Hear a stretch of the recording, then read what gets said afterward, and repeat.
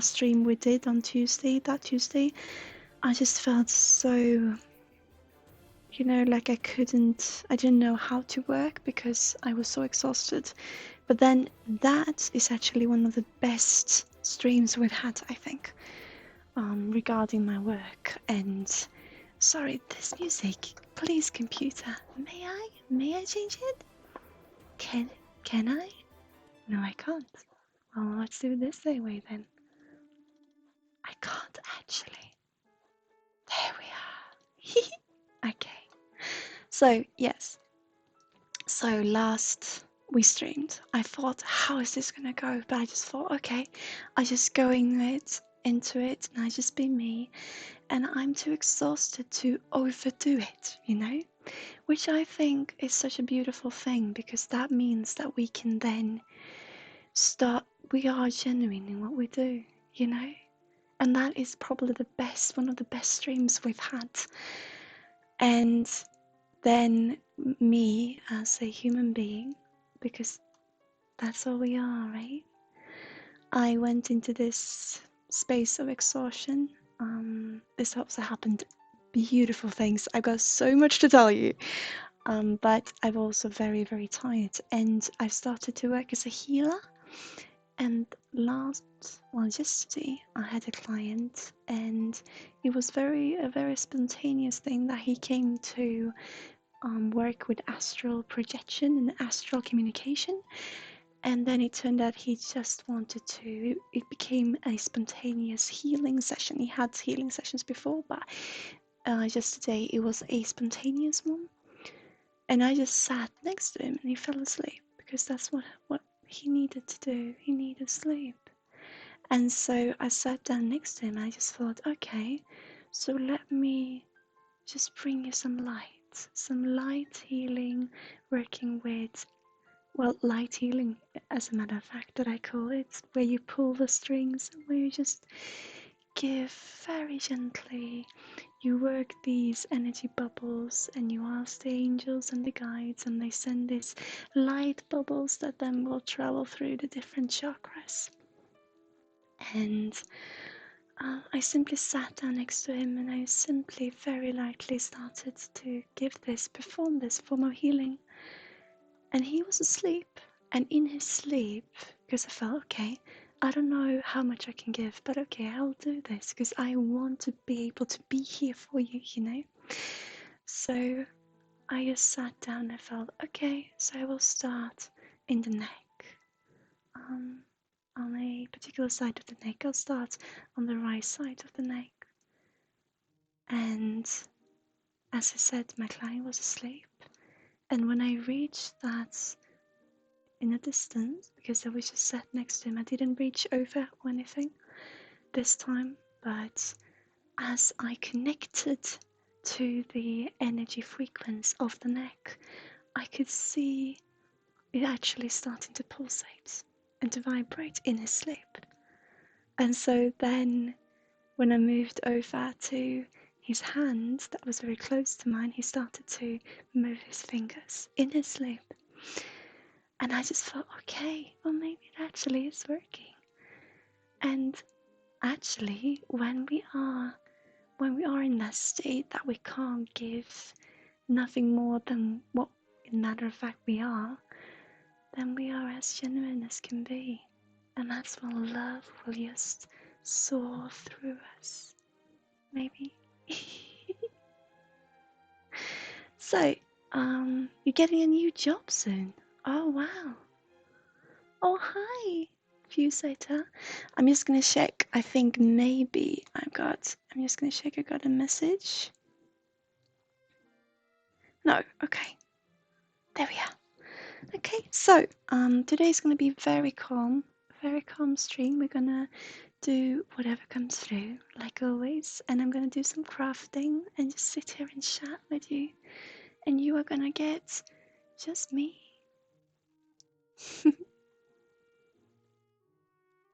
How feet heal. Oh wow. No, show feet heal. Okay, sorry. I read how feet heal. I won't show you my feet. You will have to do with my face and my hands, maybe. I'm just gonna put this armband on. So yes, what have I been doing all these weeks, you know? Well, I've got a beautiful, beautiful story to tell. Well, I craft today. I think we'll be crafting with the glass beads like we did, that we said that we were gonna do. But maybe we'll have to see. Maybe I will just start painting instead. But I've got these glass beads here, and I don't know if you remember from last, we did this little figurine. And I was thinking we're gonna let the glass beads tell its own story today as well. So here he is. Do you remember him if you were here last? Let's see if we can focus. Camera. Here he is. Oh, sorry. Sorry, I'm just gonna find a grip to hold him. There he is. You remember him? So we're gonna craft something similar, maybe, perhaps? A little Pokemon, yes! So he's still here with us, and I thought maybe we'll be doing something similar today. We'll see what happens, but we will also chat a lot and just be here, enjoy our day together. What do you reckon? That sounds good. You really wanted to stand on its own, but you didn't want to build a base for it. Yeah. Actually, I wanted to build a base for it, but then someone said that they kind of liked him, you know, not being able to support his own weight. So we'll see what happens. Yeah. So, Mr. Otter, it's lovely seeing you again. It truly is. So you're getting a new job. Interesting. I wish you all the best. How much fun, how fun, you know, this, start this new chapter. Which is also, it's interesting. I was listening to someone telling their life story yesterday, or a part of their life, of course, especially in what they've been working with and such. And this person talked about how much they moved about from different companies and how they were there to help companies grow, and then they kind of, for different reasons, didn't come to stay put also. And it's interesting because then afterwards I went up to him and I said, oh, what a wonderful story, and how much fun to continue on this journey. And he saw it as a new beginning, a new journey, now looking for a job. And it's interesting how we see different chapters or different journeys, but in all, it's just all the same. You know, it's just our life. It's one big, beautiful journey. But I guess it's all in perspectives as well. So I wish you so good luck. I'm sorry for my English today. I'm just me. So I want to tell you what I've been doing, what I've been up to. I just want to say it's a lot right now, and it's all perspective, I know, and there's lots going on with me, there's lots going on in the system, lots of grief going on, and just general, you know, we got things to process. So the stream today will probably be very, very calm and very chill. And I want to share with you, I went down south in Sweden. I was asked, or kind of asked, and also asking. It's quite a beautiful story. I don't know if I told you before. I had this client who came to me she had this voice session with me over the phone. And then I said to her, do you know someone? Because actually I feel you could use some healing. And this was before I performed healing in the way that I do today. And I said to her, do you have someone close by who's a healer that you feel that you could get help from, who you feel, you know, comfortable with? And she said this name, and I said, well, I know her, I know that person, you know. She's a dear friend of mine, when in actual fact we just met once, but it just felt or actually twice, but it just felt so natural, you know, when we got together. And it was such a karmic experience that we both were a little bit, hesitant that I don't really want to go forward, but then it feels so right. And so my client then said that, yeah, I know this person. And I said, well, I met her, and she said, yeah, I know that. And so I said, I just got this feeling. I would love to see us work together, the three of us, meaning I would love to give you a healing, her and I, together. At the same time, working together as a team. I've never done that, but it feels like that could be a good alternative for you. I would love to be able to give you this because I think that it would be good for all of us. It would be an experience and something that could genuinely really change the way of our lives. Actually, that's how I felt. And so she got silent, and then she said, she has suggested the very same thing. So that was really cool. So I then got in contact with her, and I went down south in Sweden, and we did this healing together, the two of us, and it was such an amazing experience, and it truly did shape a new perspective in our life. It was so, so, so beautiful and really karmic. We worked together for so many lives, we could really tell.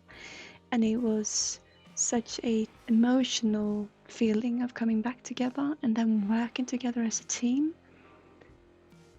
Now, bear in mind, this was the very first time that I've actually even worked as a healer properly. Sorry, this music.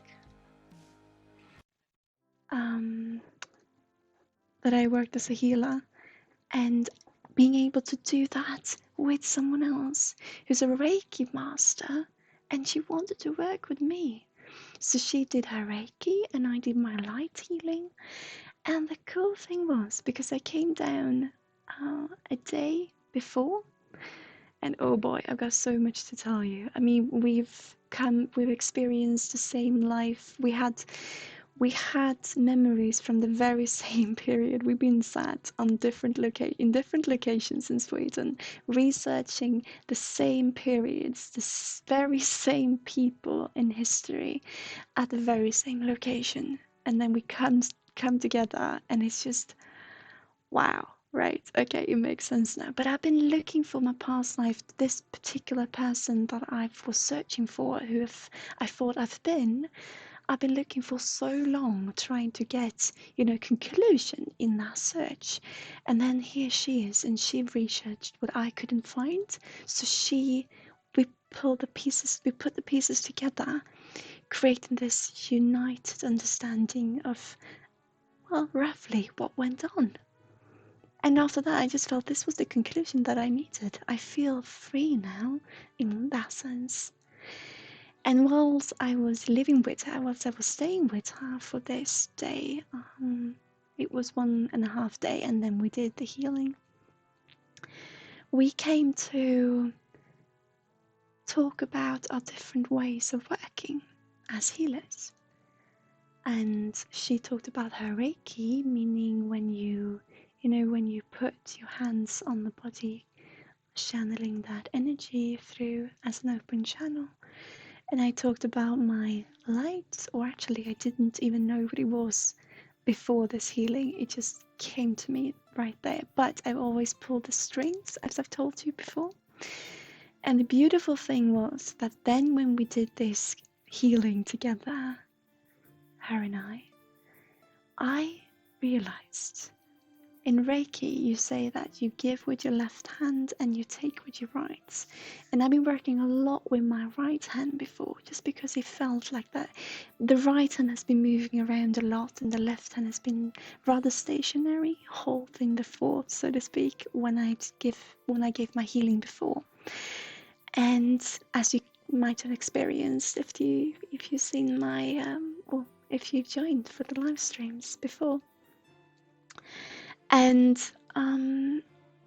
when we then came together and started working together and giving healing to this client, I noticed that I start using my left hand a lot, and I even at some points actually placed my hand on her body and channeling energy the way that she did.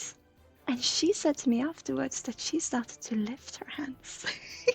So we started to,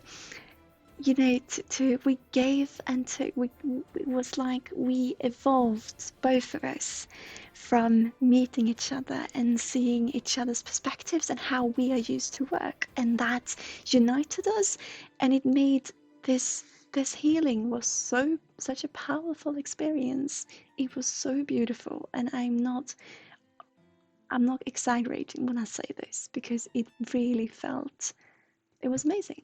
And I'm so happy that I got to do it. And our poor client, she had to she had to lie there still for half an hour after the healing was done. And she just said it felt like a train went over me several times. I feel completely exhausted, but in a good way. And then we had another person asking us to do a distance healing. So we thought, well, whilst we're in all this movement of having given this long healing session of 1.5 hours, maybe, I think, we thought, okay, let's sit down and give this healing to this other person, this other individual in a distance. And that person contacted my friend afterwards, and they said it was such a success that they invited us to come down to an event, saying, well, as a team. They wanted us to work as a team and to continue working as a team. And I am so, so, so grateful being able to have had this experience, and we are definitely going to work together again. So that's where I was.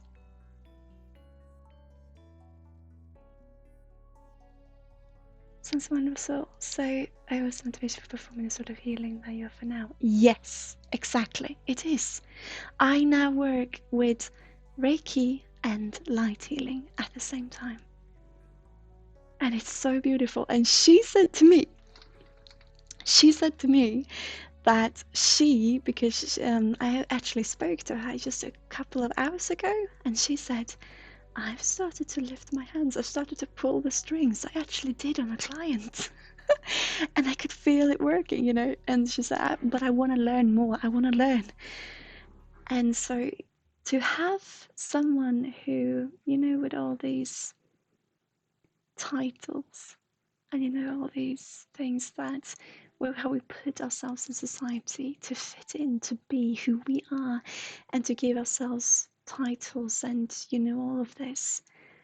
For me, as a human being with no experience more than my experience, meaning I've not studied this. Yes, I have in my life experience, but I'm not lectured, I don't have any background from, I haven't followed any schooling, I haven't done any of it. And to have a Reiki master who's gone all this way, to be considered a master in what she does, to have her wanting to be taught by me in the area that she works in, just that feeling, and then what she could give to me and what we could give to one another. We are level.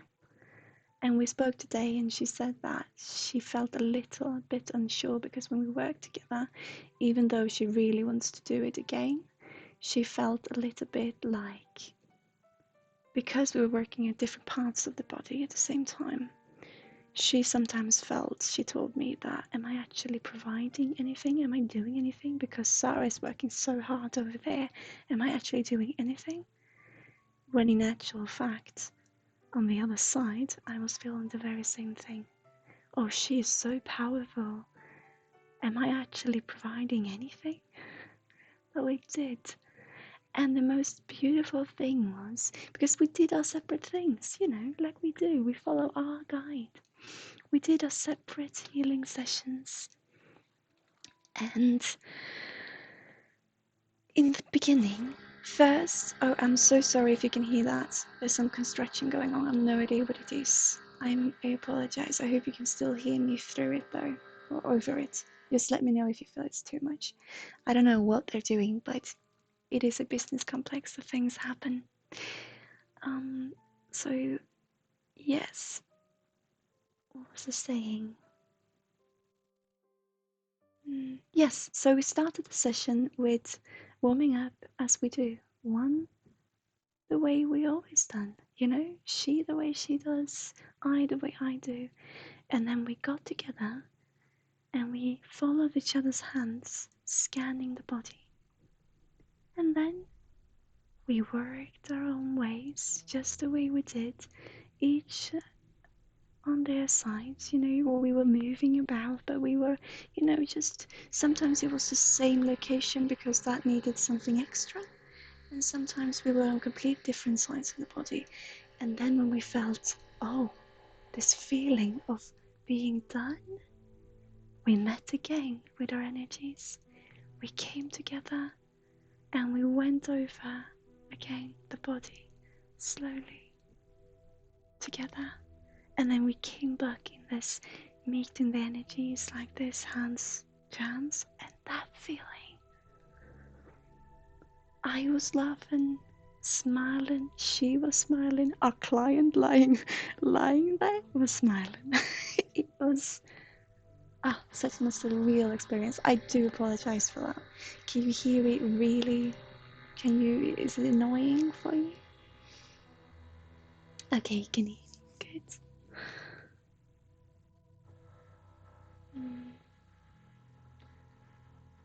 Oh, you had a couple of Reiki therapies. Yeah. Isn't it a lovely feeling to just be you? To just relax. And we put on this beautiful naturey music. You know, the sounds of nature. And you just lie there and you close your eyes. And you're covered, you know, with this blankets hugging you. And then you got these energies moving around. It's such a beautiful experience. And really, healing is something, because it's so easy. It's so natural, you know, just being relaxed, just being us, who you truly are. Like I said, some of my clients fall asleep because that's what they need. We truly should give ourselves more of that, I think. Sorry, I got something on my glasses. I'm just gonna... Oh dear. I hope you could have seen me even though I couldn't see you. Well, I can't see you, but you know what I mean. Oh, yeah.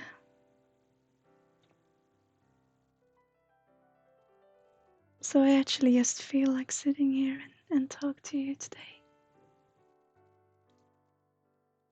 We'll see if there'll be any crafting, but I just feel like just being here. Then after this beautiful encounter and after this beautiful healing, we went on to another event. And this was beautiful in another sense. We were on this small event where the companies that are here, that are located here in this business complex and the buildings around it, as you can hear, there are people. We were on this event where you just show the surrounding, you know, the surrounding area and the people living in it, you know, the residents of where we are, what kind of companies you can find here and what we do. And there was a lot of IT. And they hadn't told us this before, but the evening was actually for different types of IT and what you can do with IT and the, you know, with the communication and with all the beautiful products that are enveloped and developed and everything, you know, regarding to IT. And there we were. And we kind of said, well, we work with communication a different way. but a little bit of a different way. And I should say it was not just IT, but it was loads of it. So I felt a little bit bad for Bempers who work with IT, and I said, well, would you rather be, stood at someone else's stall, talking about something else than what we do? But no, we love what we do, and we truly believe in it. So there we were, and opposite us was actually a training facility, so it was an IT as well. Maybe that was why we were a little bit, because we were not in the middle of it, we were a little bit on the outskirts of the event, if that is an expression you can use. And anyway, we had this beautiful day, and we had this that you could come to us and try for 15 minutes, and we went back around this little wall that we got behind me here. You can see that says, where is it? There, the intuition. We just put that up, and then behind we had some chairs that you can sit in. It's like we usually do out in events. And I was in there with a client, and the very same time that she arrived, starting to talk to us, and then decided to try this for herself, she this other gentleman came along. So he was there when I went in, and I spoke to her. And because there were not very much people, and because she was very much into this herself, we started to talk. And 15 minutes got to be around 30 minutes approximately. And I could hear that Bempus was talking to someone behind the wall, and he was in a very heated discussion, but heated in a good way. It wasn't frustration, but it was heated arguments, you could tell. And then after a while, we decided that, okay, no, thank you, and I gave my hug as I do. And we were still talking when we went around the wall, when we came around the wall. And just as she arrived back to where Bempus was, they had a little child with them, and she had also. And we had this that the child could sit and draw on this little blanket, and they could draw on paper with some pens that we had there, because it was an event for adults and for children. And because what we do is mainly for adults, then we thought that, or it is only actually at this moment, if you brought children with you, they can sit there and paint, and we had some games also that they could play. And this woman had a child with her, and there was a child there sitting and draw. And when we came around the corner, this gentleman who came with her was now leaving, so he had been there all the while. So I thought that they were a family, naturally, but it turned out they were not, and he had been talking to Bempus, and he was upset, and he thought that this was because he was educated in psychology, I believe, or some sort of medical institution, but probably psychology. And he thought this was actually, we are a danger to society. And we could really hurt someone because we don't know what we're doing, he said. And it's so important to talk about this, because no matter how it works, what we do, what we want to do is to help people. So if we hurt them, naturally we've got to find another way. So it's so important to listen to everyone who has. I'm just happy he had an opinion, I'm just happy he could talk to us.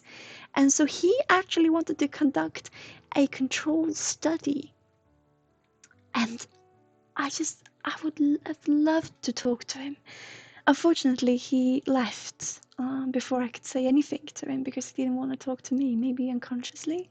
Maybe I drove him away a little bit because I thought there were a family and he waited for her or so. But no matter why, he left without me being able to say anything to him. I handed him the drawing that the child done, and he had this little rude remark of, oh, another drawing, and then he left.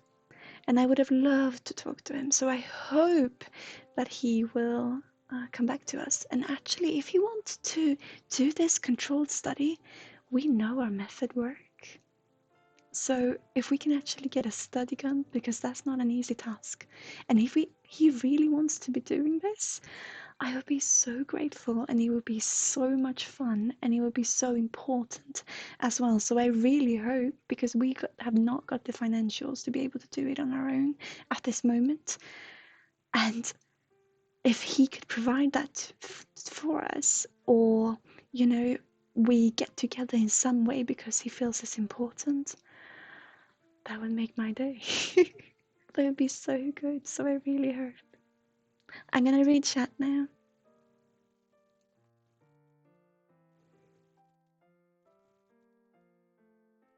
You heard about the danger before? Yeah.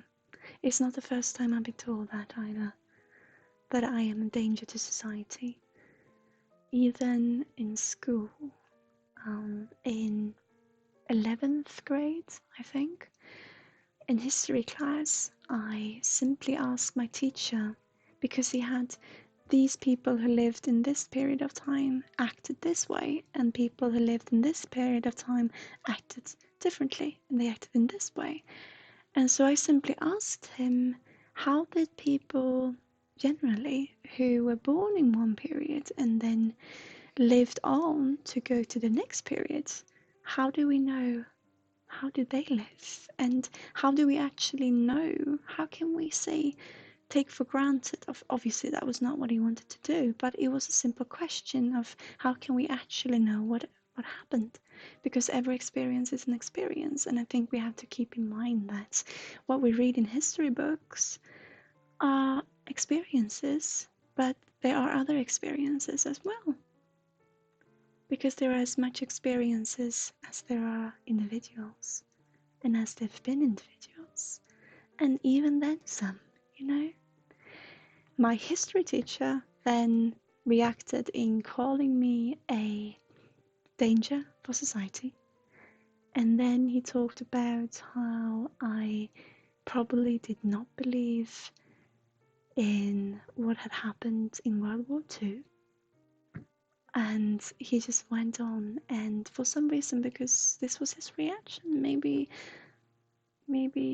there was something else he didn't want to talk about. Maybe he was thinking about something, I'm not sure. But what he said to me as his student was that I was a danger to society, and he was generally upset with me.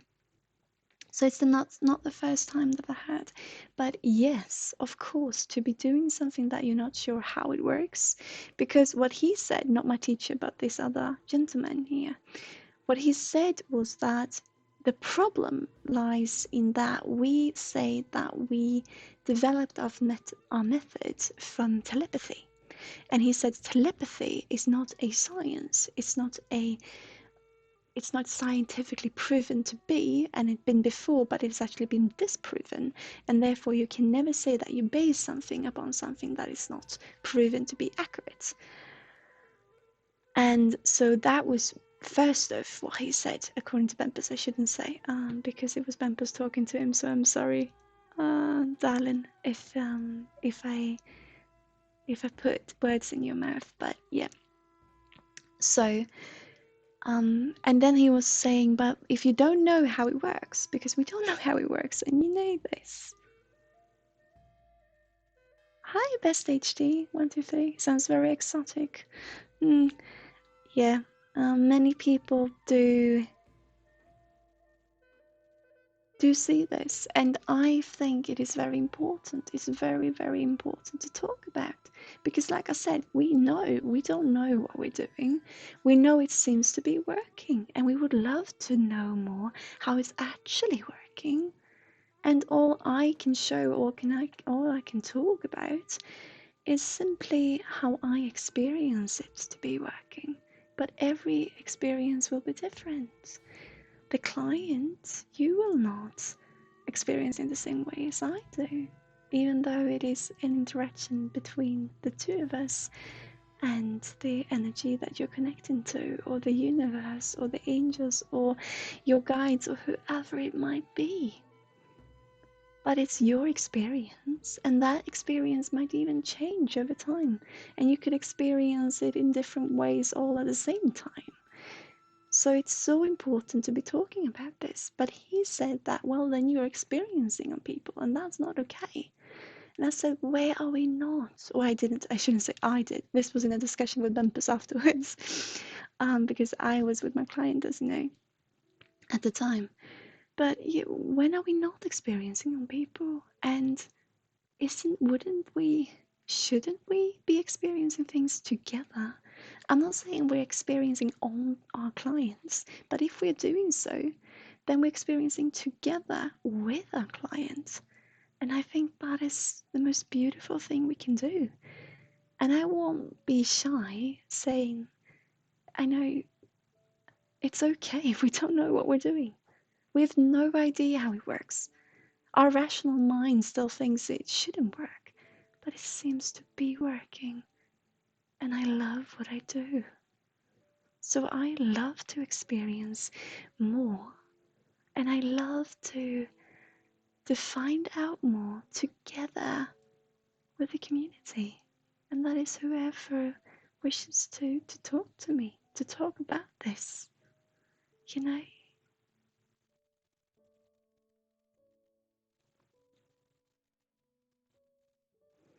I do not in the least believe that such dangerous real ability the soul idea of it is thoroughly nonsensical.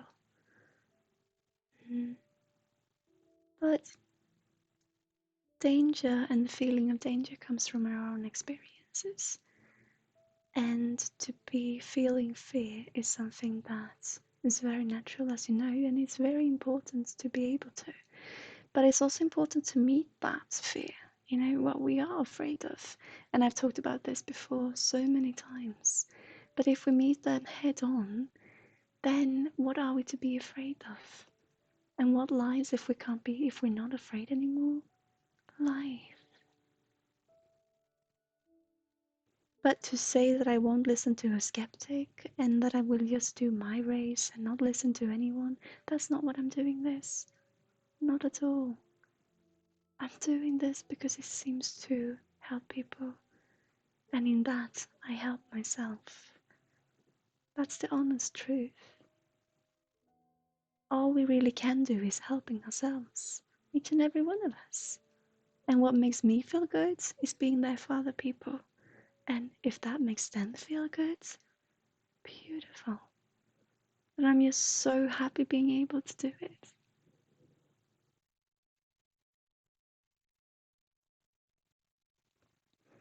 I mean, a day of your practice being a danger to society. Oh, thank you so much, Mr. Otter. But it might be a danger to how we view our society when we view it in a box shape. You know, when we believe because something's been working before and something's been working by excluding it, then it is scary when it comes with such force.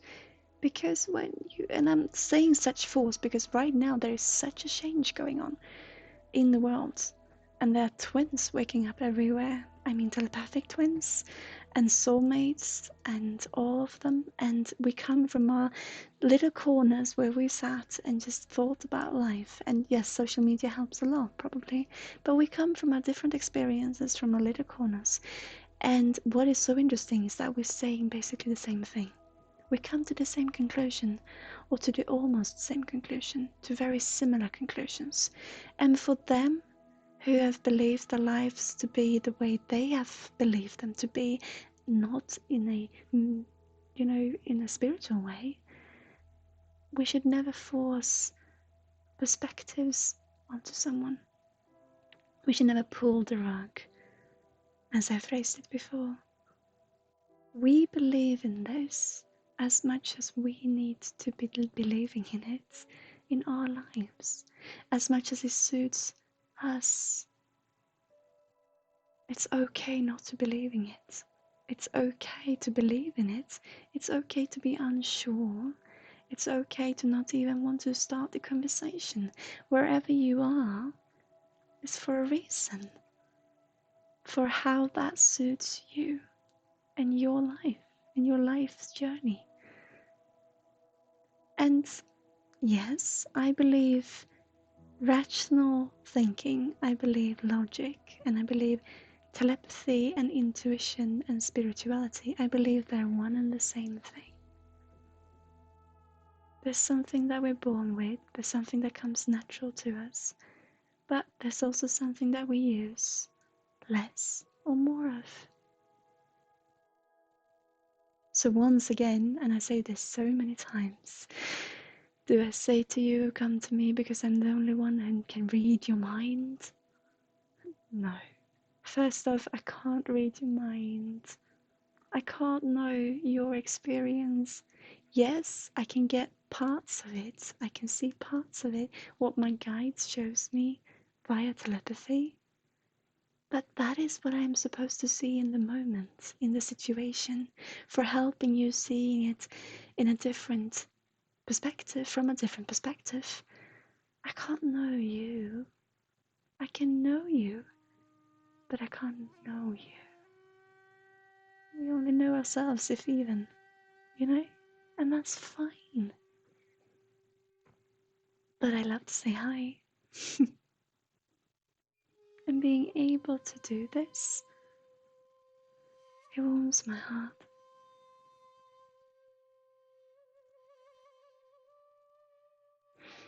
It's always the two-way experiences. That is the essence of what you do. You're a practitioner cannot remain a passive spectator but an integral participant. Yes, it's so true. And I think it's so important. Like I said before, I think many mediums, well, also we view ourselves the way that it works for us. In the same way that we are giving information the same in a way that works for us. That's why it will be different. That's why some mediums work with names.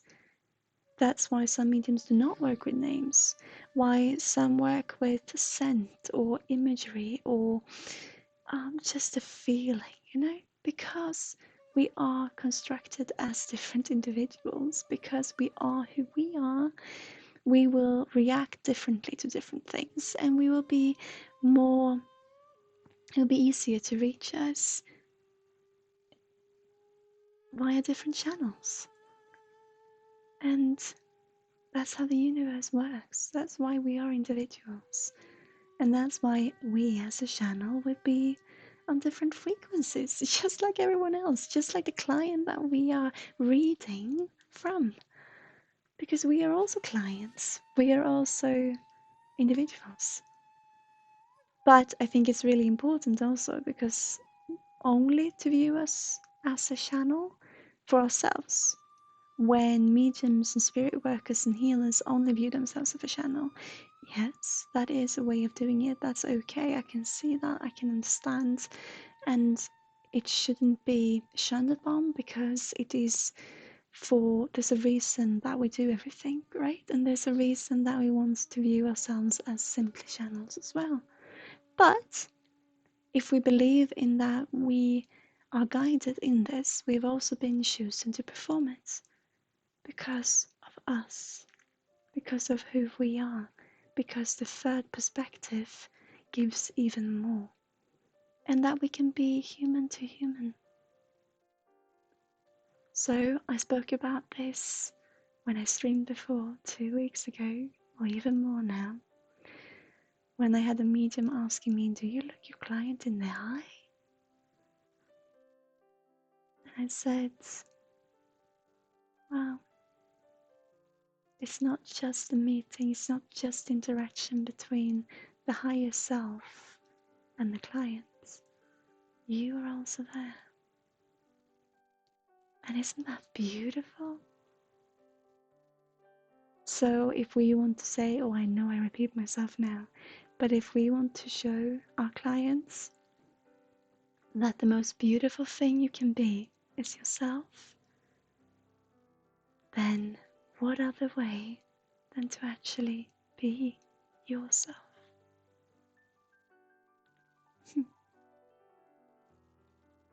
And I said that so many times, but I think it's really important.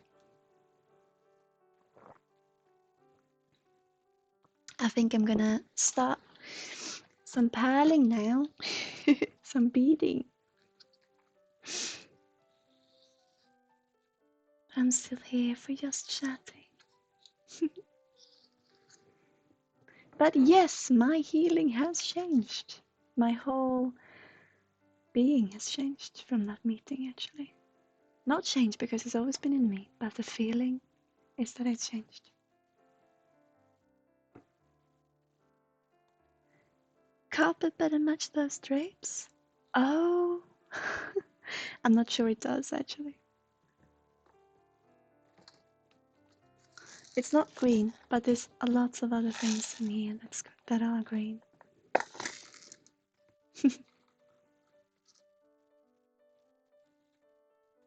I can show you, maybe. I don't know, I don't wanna... I can show you. Okay, look, there we are. That's the carpet.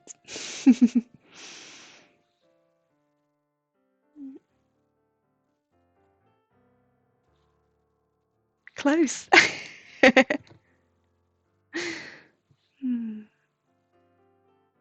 It actually makes for a really good... I'm gonna show you, actually. I'm gonna show you the room. Would you like that?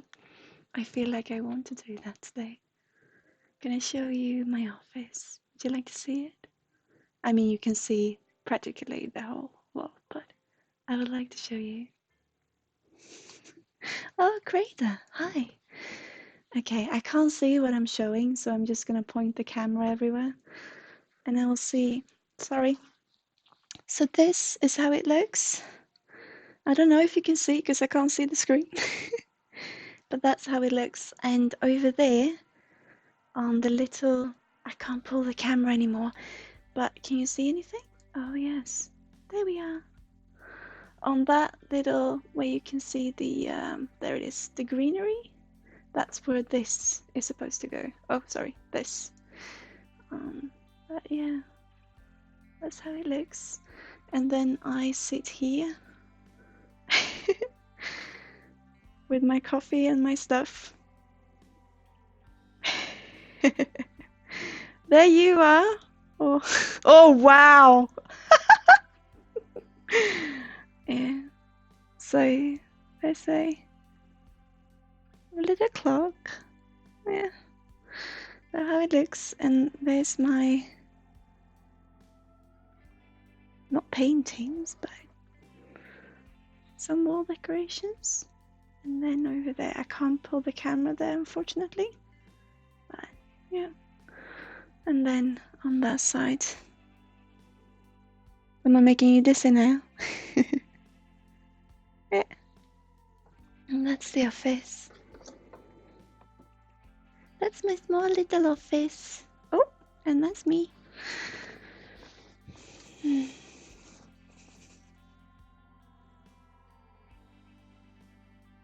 Oh, Sofa Kingdom. Chase. Oh. Yeah. Actually, I would love to have showed you that. I can't quite reach with the, because the camera's plugged in. But we actually refurnished. It's from a... It's called a chaise. Is that the long sofa you're talking about? Because it's actually part of a bigger one, a bigger set that my parents didn't want, so to speak. And it had no lining on this side because that was stuck into the other parts of the sofa. So we actually what's it called? We draped it. We re-draped it ourselves. And boy, if you think it's difficult to put IKEA furniture together with your fiance, try re-draping a chaise. Chaise lounge, yeah.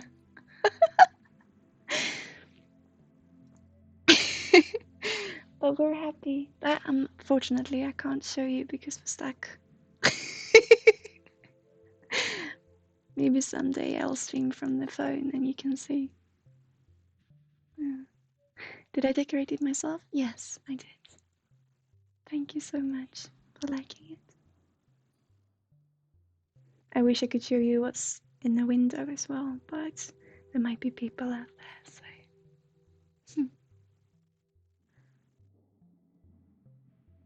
Oh.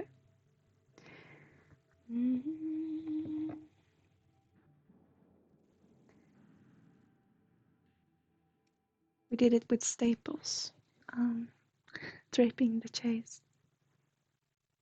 Boy, oh boy. So we bought some linen. It's not the word, I know, but I don't know what kind of fabric it is. But we bought the fabric and then we draped it around. And then we made this little notches of fabric. Oh, I really wish I could show you. And we do that as well. Hi guys, welcome. Today you are watching a tired Sarah try to thread a needle.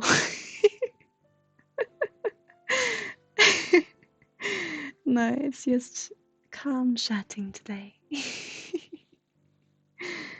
Oh. Oh boy. Doesn't want to go through. Maybe it's not for today. So yeah. No, I really like this office. But it's difficult now that we've started, you know, healing, to perform healing. Because this office is set up to be for intuitive counseling, where you sit in a chair. And now, when you're gonna lay down comfortably, there's not really any room for it. And then, oh, Kreda, welcome to the community. Thank you so much for joining. Very entertaining, yeah. I'm sorry, guys. I'm just gonna be me, you know. I'm done trying to impress. I'm just gonna express. Isn't that a good saying?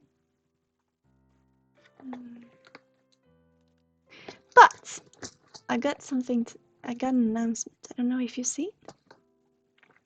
Bumpus and I are gonna start streaming on Fridays together. And he's gonna stream some calming Minecrafts.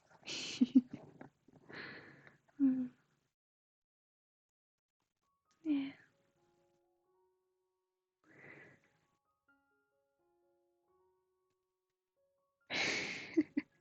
I love chat.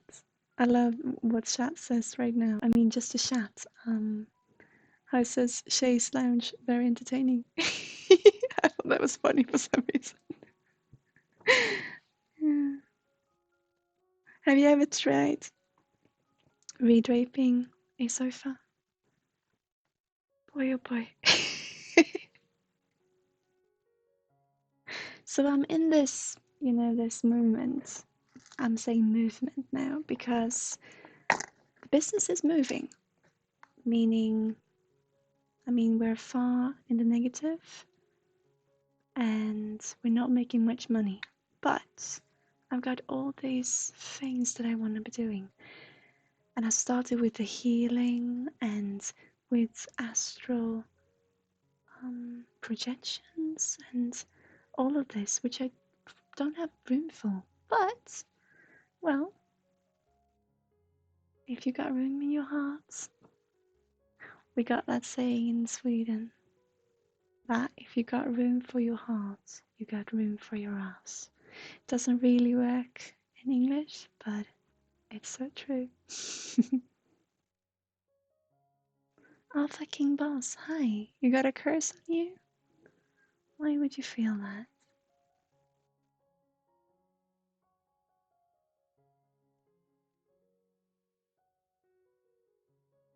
What's the curse about? Tell us.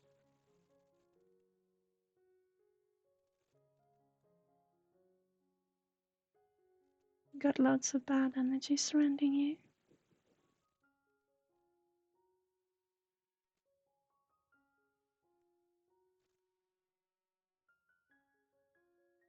Okay. So,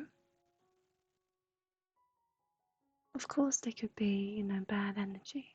But what I truly believe in is perspective. And that all we see is mirroring ourselves. Not saying that you are negative, but it could be that you are choosing to see the negative. And no, I'm not talking about the situations. I'm not talking about all that SHIT going on. I'm talking about how we look at it, how we view it, and how we react to it. And how we put that memory into ourselves, into our body, what we choose to remember, and what we see as an experience. I had a client who comes to visit me once a week, and they asked me, how many more times do you reckon I need? Meaning to come here. And I said to them, well, if you come here to get well, you can get well right now, this very minute. And they said, no, that's not how it works. And so I said, okay, then you come back. Until the day that you can see you are actually just the way you're supposed to be. You may not feel well, but then you are well in not feeling well. You can change your perspective in just a blink of an eye. It seems awful to be saying that, but truly you can.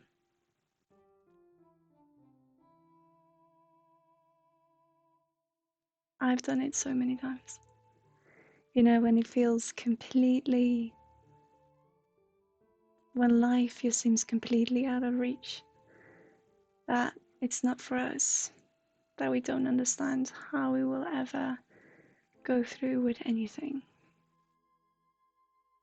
And then we can just realize I can choose to see what I have not got, or I can choose to see what I've actually got. And if the only thing that we've actually got is feeling depressed, then we got ourselves. And that's something we should be proud of.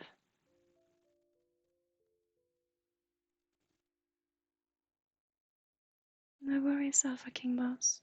This is general. This is not a reading, meaning an energy reading for you. It's simply general. But it's what I believe in, don't you think? And for you,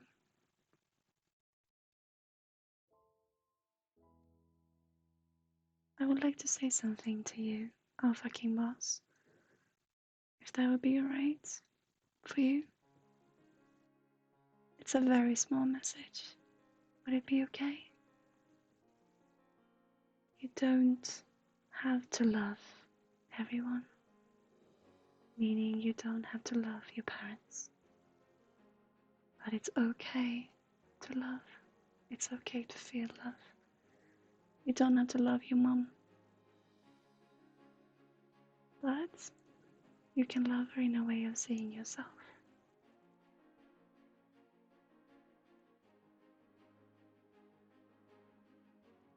And once again, it's not very specific, but it's a very short and concise message. I hope you feel. I said the very same thing to a client yesterday. When we feel almost obligated to love someone, you don't have to, but it's okay to feel love. So if you want to give them something, if you really want to give them, show them your love, then give them the feeling of you seeing yourself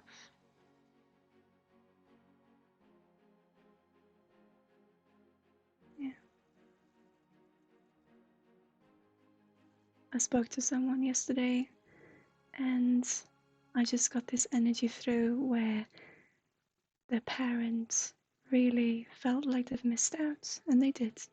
They missed out on, and I'm not talking about you now, a fucking boss, so you will not resonate probably, but this person yesterday, you can resonate to parts of the story, you will understand.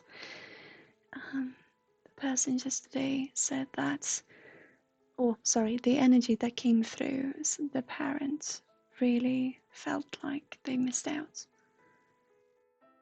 And this person was so afraid of seeing themselves, and they thought they always had to be strong. They could never show weakness because you couldn't be weak. You can't be weak. You always gotta stay strong. And they couldn't see that sometimes the strongest thing you can do is to be weak.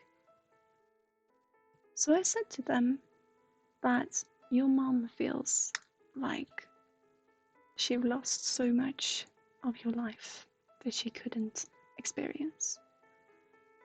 So why can't you then, if not for yourself, for her, and then for yourself? Because we always do it for ourselves, but in feeling that you could give something to her, give love to yourself and experience all that she couldn't.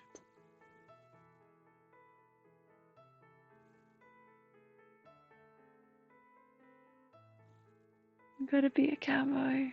Yeah. Oh, I love that song.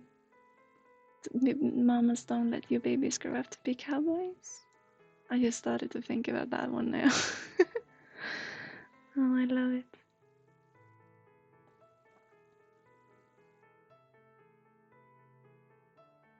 Welcome to the community of fucking balls, if I haven't already said.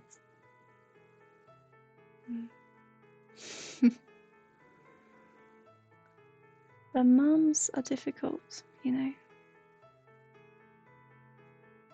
But that's also perspectives, right? So I think that is such a beautiful thing to be talking about, that if we feel that someone locked out, if we feel like, because locking out is something that we can feel as well, depending on how we look at ourselves, especially if we are, and I'm not saying with you now or fucking boss, but with people who feel very lonely and people who are getting left alone.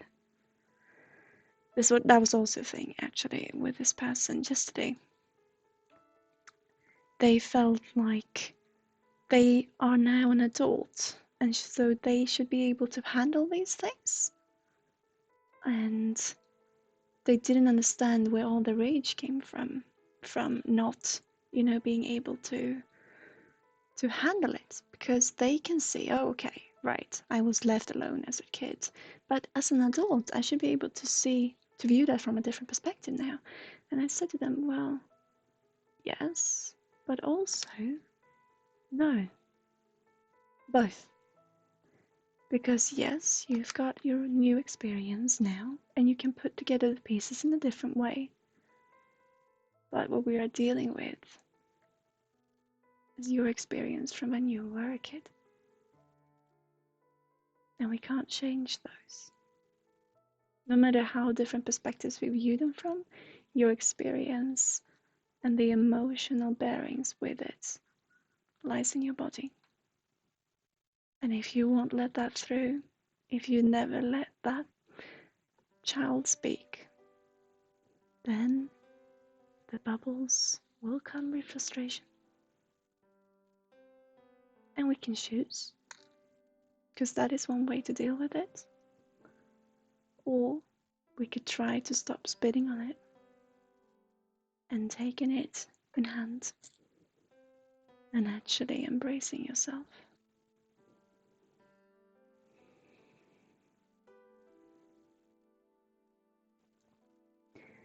It's alright for a man to be strong so long as it doesn't prevent it from expressing, not necessarily showing, weakness.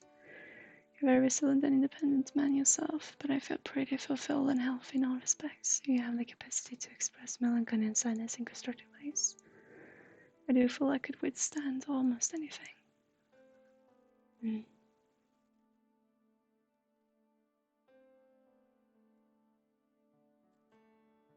Oh, Bimpus, hi. Mr. Otter, for you, it's such an interesting energy coming through. Because it feels like, is it okay if I talk about you? Very generally, but it is energies coming through. Would it be okay?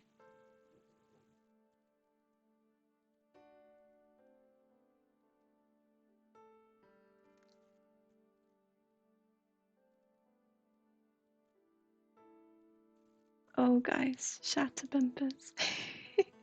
The poor man. Having to keep track on stream whilst working. Mm. So, Mr. Otter, what I felt about you, I know that you feel you could withstand anything, and what feels, and if you don't resonate, I apologize, but what comes through is that you can withstand almost anything if it happens to you. And then there's that feeling if it happens to someone close to you, that will be more difficult. Which means you putting yourself, and not in the way that you are running from yourself, but you got so much empathy in your own way, so don't worry about it. But you've got such empathy that when something happens to someone else close to you, you will take it to heart in such a way that it will be difficult for you to feel that you take it to heart, and to also be there for yourself. It's like this conflict, this difficulty in taking care of conflicts, and the conflict within yourself, because if something happens to someone else, you put it up on yourself, or you experience what they might experience, and then you don't know if you feel sorry for yourself or for them. And in that, you forget about it's actually okay to just be you. So in all this, when things happen and you get this feeling, oh, what the? I'm not used to this, or what are we gonna do now? Really, what you can do is to say hi.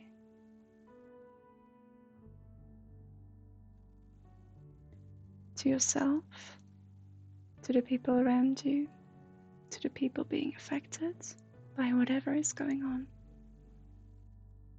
And to be there, like the way that you want to,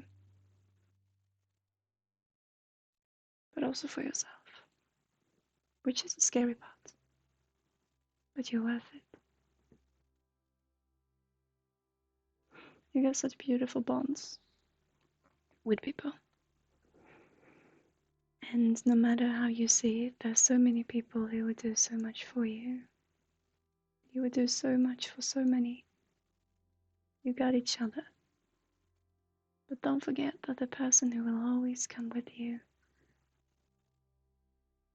is yourself.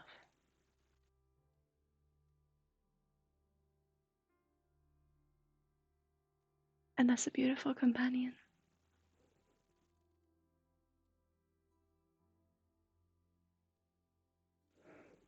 It will make the situation somewhat easier, since we usually are better at solving other people's problems than we are solving our own.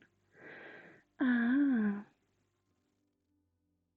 I see what you mean. I still just get this feeling that you will take it on board with you, though. That actually you will take it into heart. I just got that feeling.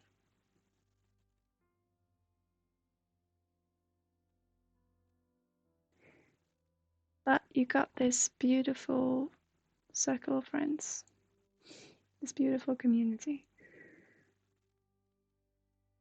And it's such a beautiful, inspiring thing to see that. And also when you're alone, you're you're a beautiful person. So don't forget yourself. Maybe one day that will make sense.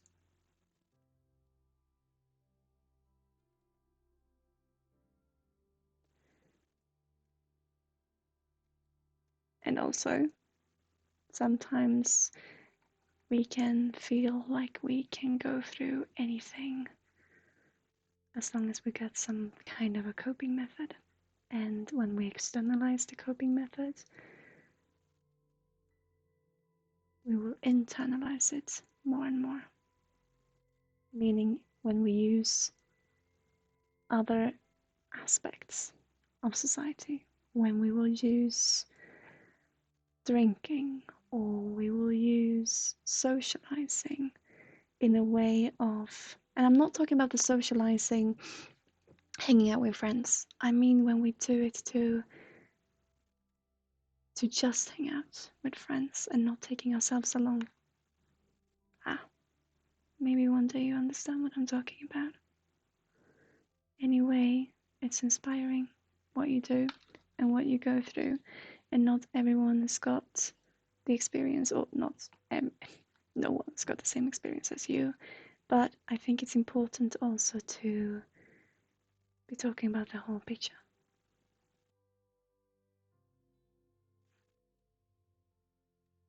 So yes, you should be grateful, but first off, you should be grateful having yourself.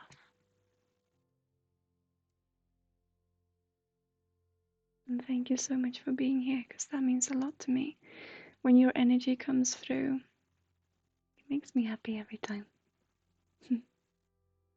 So thank you so much.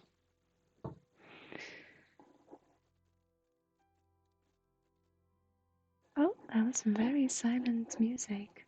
Don't even know if you can't hear it at all. Neither could I.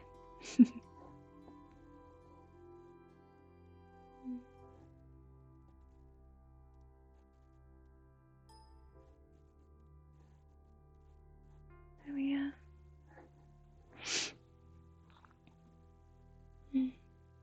Yeah, but sorry, that was Swedish coming through. The music was so silent. I don't think you can probably not still hear. Yeah. What I'm doing though, what I'm crafting, I have no idea. I'm most just chatting.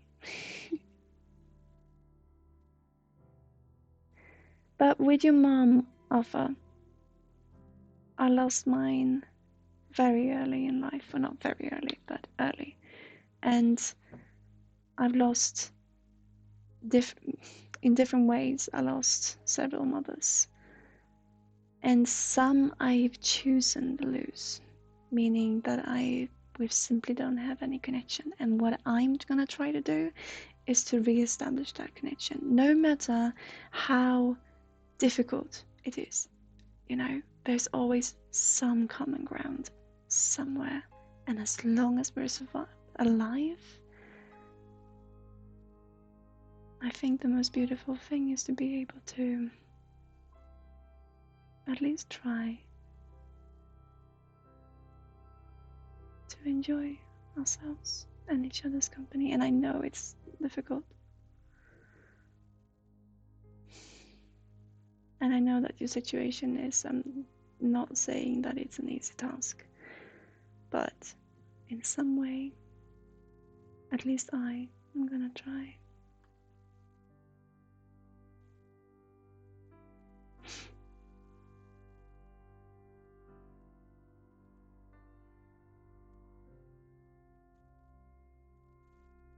Tend to view things from a wider perspective. We can truly adapt to any situation with a disgrace befall us by simply giving a prospect. Can I say I love your language first of give me a prospect and other frailties that are not in principle necessary. Even the most precious instances of those conditions that people in developing world experience, people manage to find solace and spirituality or stoicism. Yeah. But I also know that you got your party side, Mr. Otter. Somewhere in there. And I think that that's the most beautiful side of you, is the human side. And that's all of you. But then that is all of you. You don't have to be, you don't have to be special. You are already special.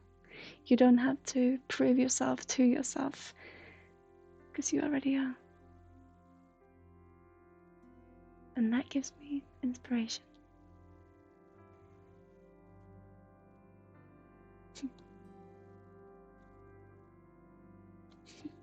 Is what I think. There's really no music. What is going on? I can't hear a thing. Oh dear. Yeah. So what am I doing? I have no idea. It looks like this. I know.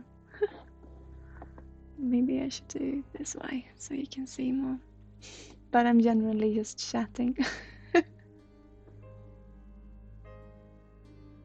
have no idea what I'm doing. It's just a calm stream.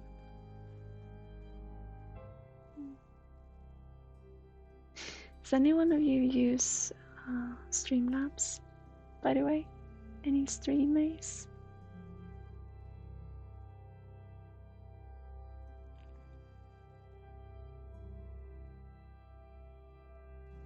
So I know I will be fine in the long run, no matter how hard immediate suffering is. It can be overmastered by hope. The hope that everything will eventually be alright. Yes. Or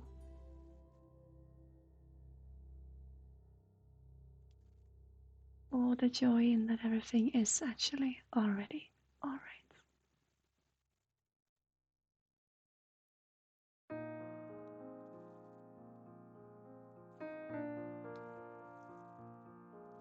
What we can imagine, what we dream of. We're really already there. Like I usually say, when we can think of home, we're already home. Maybe we just have to mow the lawn, cut the grass a little.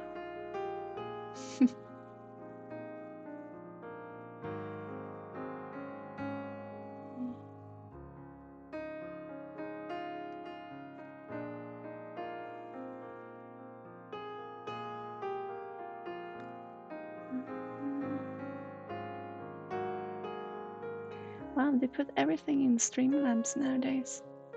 I can see everything going on. That's really interesting. They had this big update. Usually I've got Twitch and Streamlabs next to one another. And that kind of streamer's only got one screen. And usually I've got them next to each other on the same screen. But since the update, they seem to have everything in Streamlabs. I think that's interesting.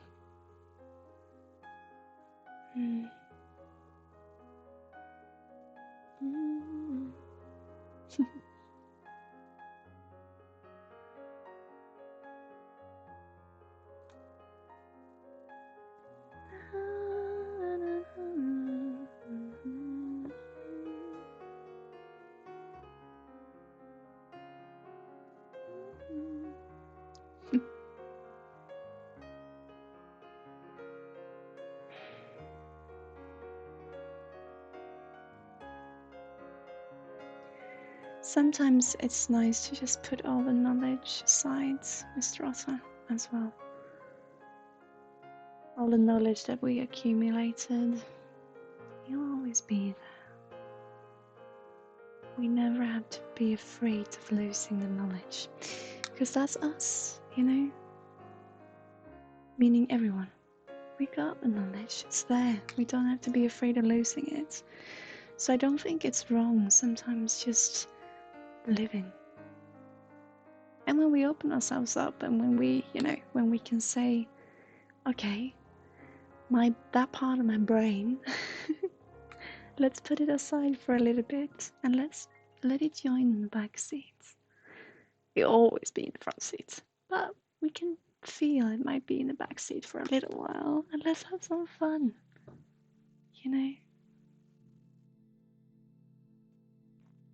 just need to be adept enough to acknowledge that realization in moments of peril. That is usually the hard part. But you have a manner of effective coping mechanism to handle any situation. Any situation that you've met so far.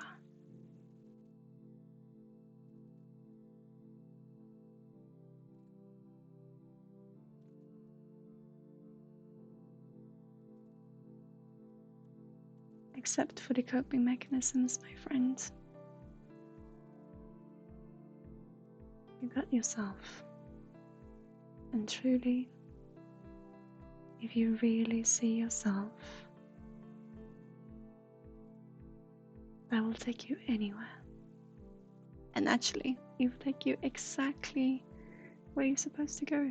Because where you're supposed to go is where you will go. And everything is as well as you feel it to be in the moment. I'm not saying we shouldn't be depressed. I'm not saying we shouldn't grieve. I'm not saying that things shouldn't be that we don't have any emotion. That's not what I'm saying. But what I'm saying is we do everything for a reason. And if we are depressed, yes, actually, that is a choice.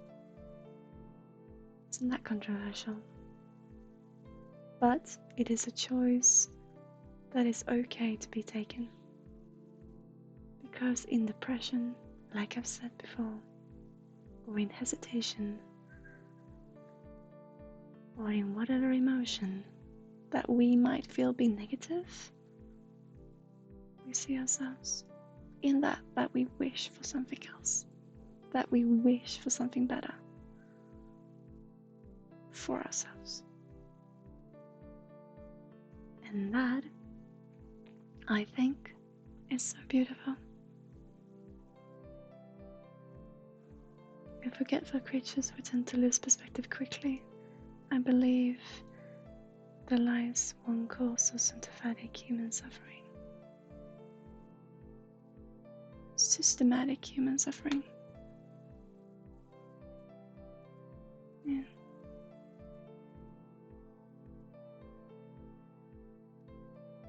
Yeah, and we tend to, we get used to things. That's how we work. And if we teach ourselves something, if a certain situation puts us into something, some mood or some perspective, and we're in it for a long period of time, and maybe it leads us through different struggles, different periods in our life, of course, it's easy to go back to it because that's what worked before. In worked meaning that that's what kept us alive. In that is something that was part of us and we are now still here. So to change that, of course it can be tricky. And it shouldn't be easy if it's not. But then that is just part of the coping mechanism, right? That is just part of who we are. And it's perfectly fine no matter how it is, what it is. It's just you. You are worth living. You are worth being. So whatever we are facing situationally, I'm not saying it's not a struggle. People can change our external life, but they can only change our internal life if we make believe.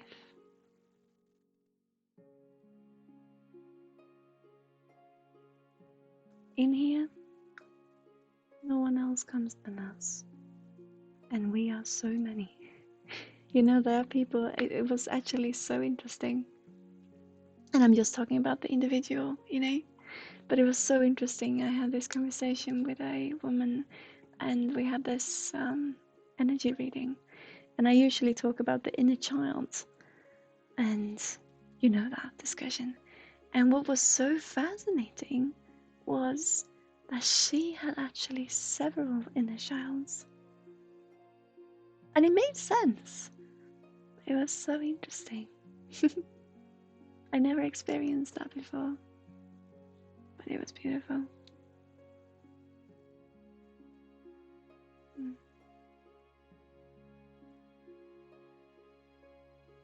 So yes, I am deciding. I'm done trying to be what I think other people want me to be. I am simply gonna be me, and then I can show for what others want to see in themselves, because we are all reflecting each other.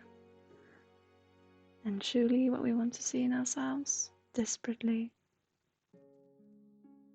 if we're being honest, is us.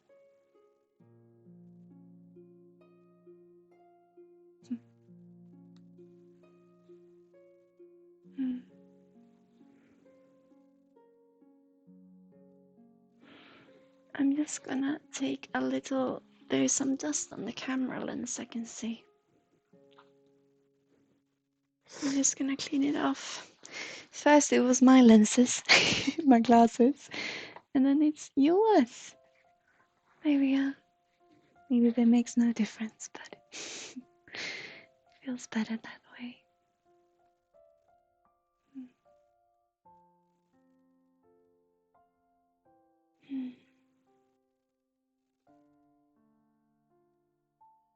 Can I tell you something that really made me happy? It's such a small thing, but I went off streaming for 2 weeks with not really any explanation to it,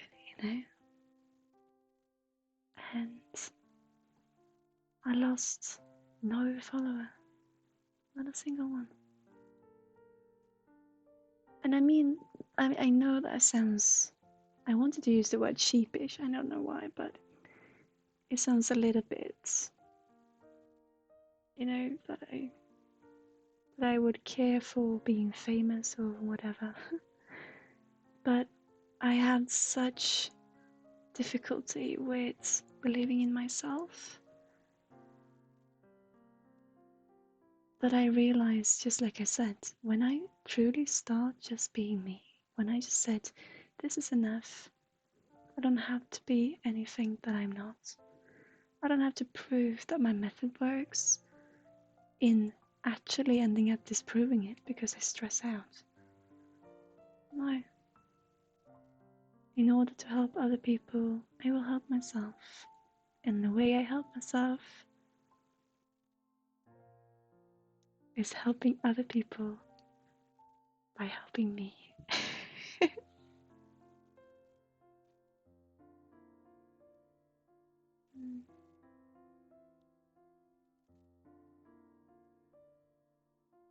But for the human in me, that really made a difference, Off 2 weeks and no one left the community.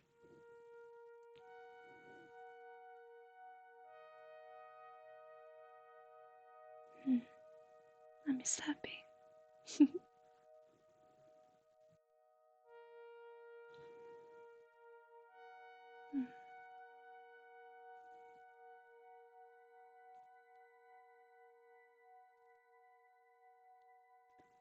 So we will see if we will stream tomorrow. It would be beautiful to be both Bempis and I. I would love that. And you will play some Minecraft and I will be me. And we can continue chatting. Oh, yeah. No, it's not really time to go yet. That's not what I meant. I just started to think about it tomorrow because I would think it was such a beautiful thing. And got something to say to you butters out there. It's actually Bemp's birthday on Sunday.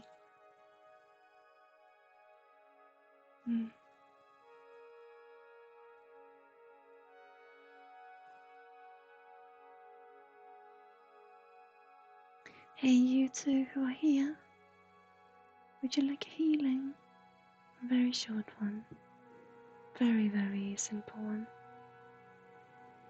Mr. Rotter,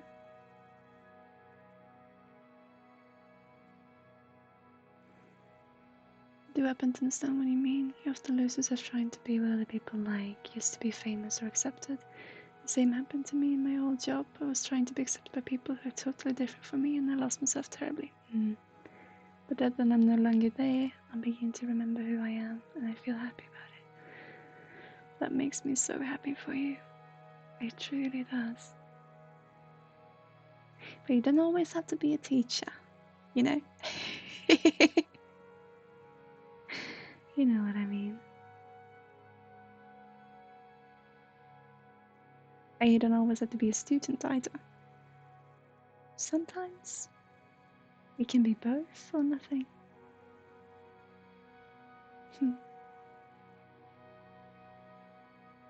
Like I said, the knowledge would never disappear.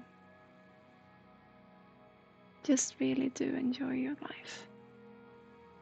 Go out there and enjoy your time. You deserve it.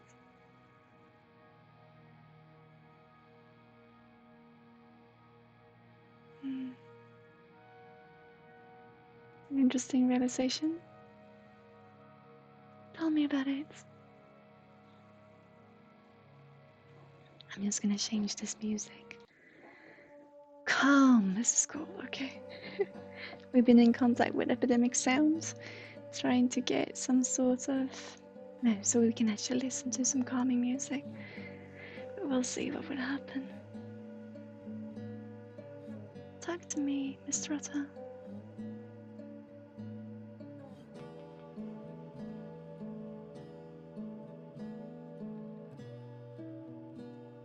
Because there's lots of teachers and students with you. You don't always have to be.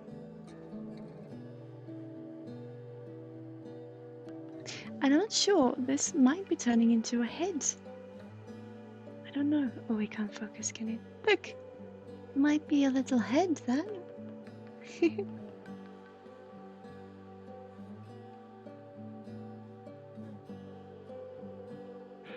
About being both teacher and student all need that. Sometimes you can just lose yourself to experience without worrying too much about the meaning of things. Yes. And the knowledge will always be there with you. You will always take the knowledge from the experience, in the experience, and you will always be there. But lose yourself a little in the joy. You know, it's okay. You don't always have to keep track on yourself in that way. But I know what you're coming from. But I just want you to have fun. Because it can be a little bit, you know, a little bit proper in some areas. And some chaos in others, and I want more chaos. But in a controlled environment, of course, and that you feel comfortable with. Let your creativity out. We all got one.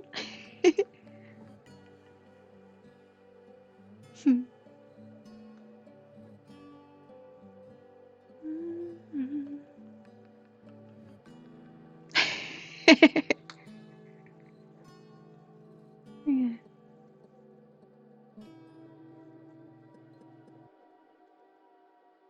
Oh, I lost Dreamland. There it is.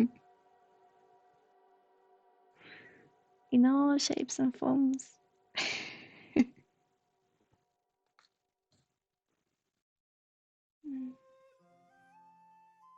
And go outside also. I know it's a big part, but I really wanted to, you know, to just say it also. Because I know you're not bad at it, but could be better. Now I'm using bad and better. What have you done to me? I'm just kidding with you. No, I know that you do go outside, but it could be a little bit more of it, as you know.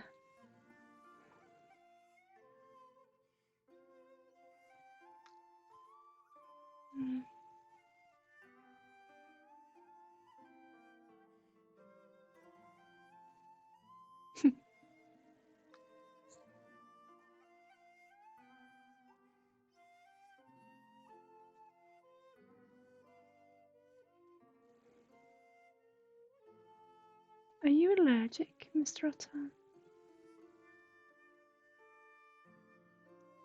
I just started to think about cats. But I don't know. I don't know what came through. I think I got an energy here, actually.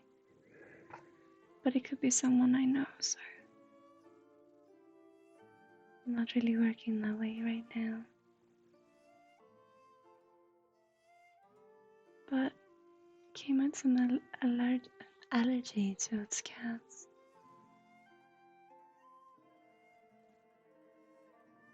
Allergic, yeah. Did I say something else? I just thought. But I'm not reading you right now, so it could be something entirely different. I think it's another energy, but I'm interested.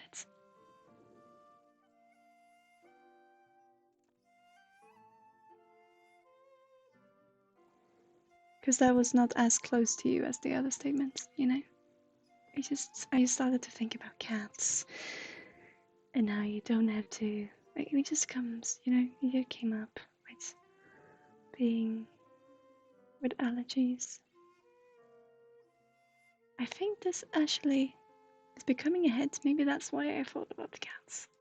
But I'm not sure.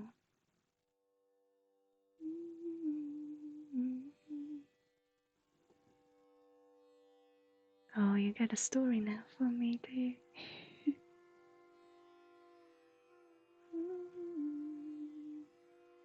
You don't have any? No. You're very lucky. I think it was one of the energy I felt it was not close to you. I'm allergic to gluten and gluten intolerance.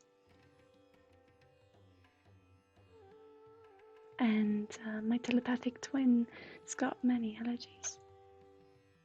So I consider myself lucky as well. But if I'd known that I was gluten intolerant, or if the doctors had seen it, I might have not chosen, well, I probably had, and we shouldn't say if, because it's just the reality that is right now, right? But to be vegetarian and gluten intolerant is a little bit difficult. And I also am, we think, allergic to wheat, because in wheat starch, yeah, because some gluten-free projects still use wheat starch. Wheat. Be some totally different products.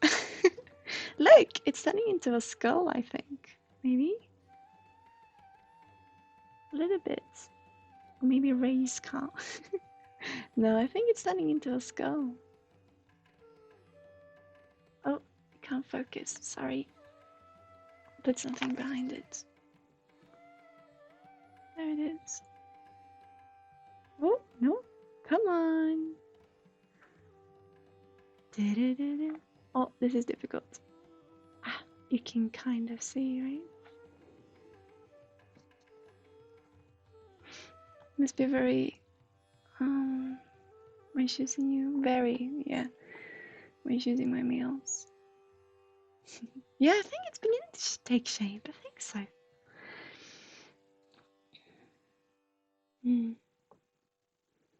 Yeah, it's difficult, actually. But it helped me a lot knowing about the allergy.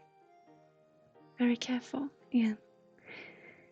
And you know, the funny part is when we eat out, Pizza Hut and a burger restaurant that we got, a burger restaurant chain that we got here in Sweden, Max, it's called, are the only two restaurants in where we live that we can actually visit, or that I can eat from, or from the menu.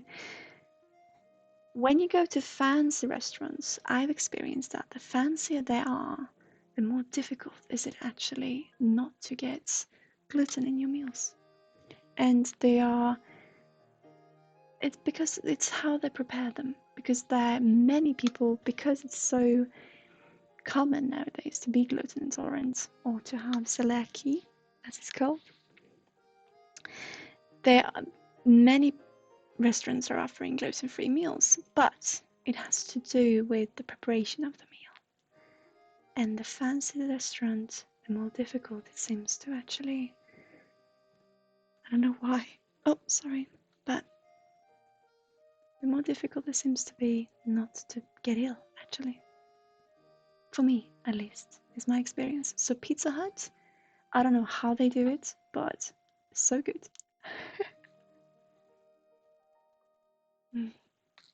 So, they start to recognize us now. You know, we work late. I shouldn't say late, but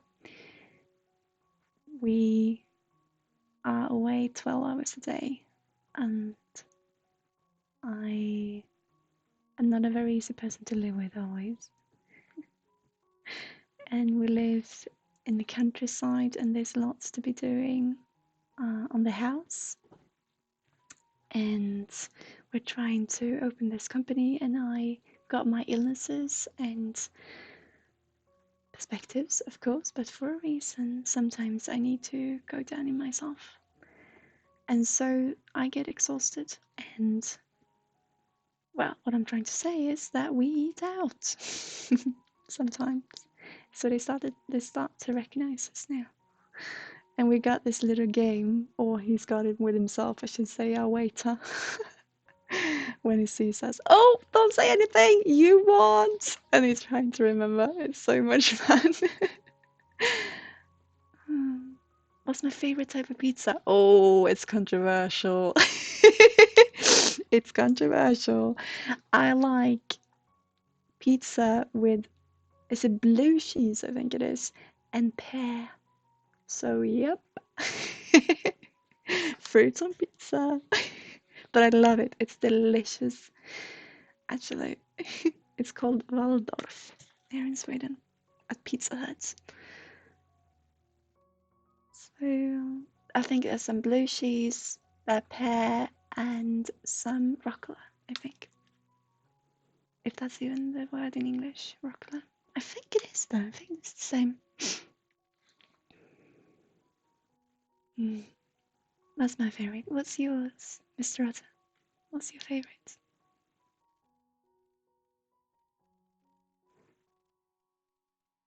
It's really good. It tastes. It tastes a lot. You know. It got taste, and I'm not saying the other pizzas don't, because they are delicious as well. But this one really is something special with it. Something special about it. Look at this wonky giraffe, or look at him. Ah, it's adorable. Oh, I'm so sorry, I can't quite show you. Pizza with pepperoni. Ah, it's not a boring classic. It's a classic for a reason, right? I can't remember how pepperoni tastes.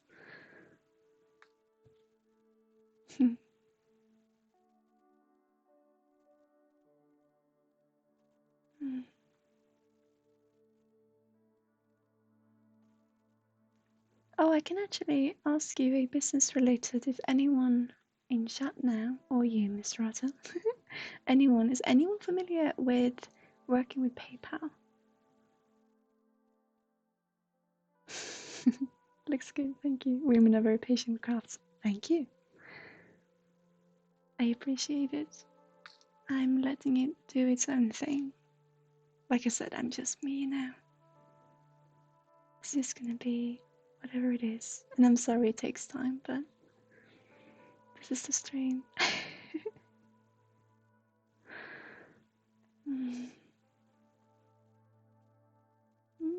I like this. I'm gonna make his neck a little thicker and go back the same direction, I think. Oh, I like this. I like this little fella. Look. It's so much fun doing these.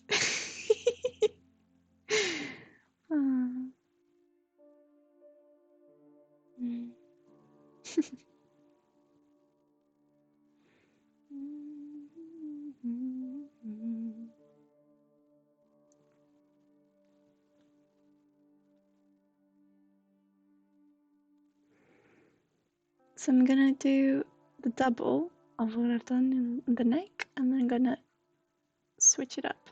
Switch it up. I'm gonna have it come back on itself so that you'll create this thicker little neck.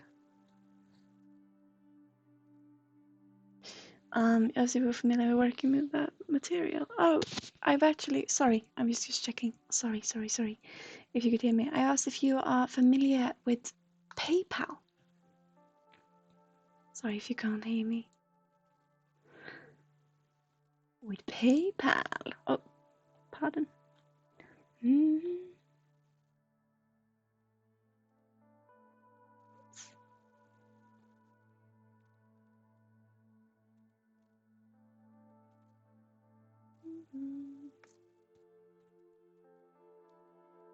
Oh.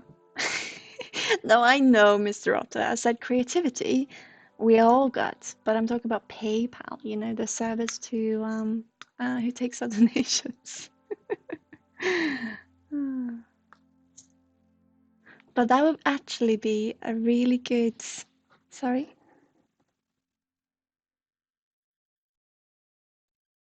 Oh, okay. Sorry, I just got a message from my fiance from Bimpus. He won't be able to. He will be able to join, but he won't be able to hear any of the stream. This day and forwards, apparently. We're fine, right? No worries, Mr. Otto. PayPal, yes. Exactly.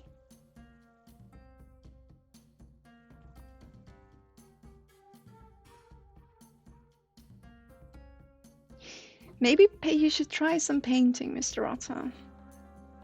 You know, or maybe you can do some digital art. Or I mean like with your programming, like you could do some, what's it called?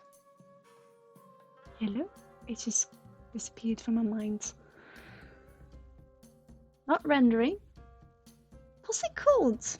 You can build 3D objects in a computer to be then put into different projects also on the computer. Maybe that could be something. But I really feel like you should go outside and you should be more outside. I would love for you to be able to do that more. We need oxygen to store all that knowledge and all that wisdom. What is it I need with PayPal? Well, it is just a question actually, because we experience some problems. Because we are a business, we're experiencing some problems with getting the money transferences through. But it could be that it is because we're a Swedish business. So we are trying to understand what the problem is right now. But we got the money, but we can't transfer it to our banking account, to our bank account. So, and I feel both because we are such a new company and that we're not making any money, the little we do make, we would love to be able to, you know, to put into the company. And also for you who donate, we would love for you to know that the money will actually reach us, which it will eventually, but as of this moment, it's all stuck in limbo somewhere. Or not limbo, we know what it is, but it would be lovely to be able to, you know, to get a conclusion on that problem. Because it's not alright, you know, when I give something to someone, a healing, or someone just feels okay for some reason, they feel they want to express their gratitude via donating, and then I say thank you, but I can't really, you know, show the total gratitude because I don't actually know when I will receive that money. It's too bad. But it's fine. We've got it. We just need some patience, right? And really, I'm not doing this for money either. But you know what I said, that you don't want to, when I'm done trying to impress. When you got a business, people seem to, well, you gotta live, right? And we got this privilege that my fiance works, has a different job, and we get the money that way. And I got some money from losing my mother. And I don't want to do this for money, but if it can also be a way of living, I mean, what more can I ask for? So, sorry I brought that up. It's just a question. Need to contact paper customer service to receive assistance with the issue. Yes, I know, Mr. Otter. We've done 5 times, I think. But the Swedish part of PayPal don't really seem to know.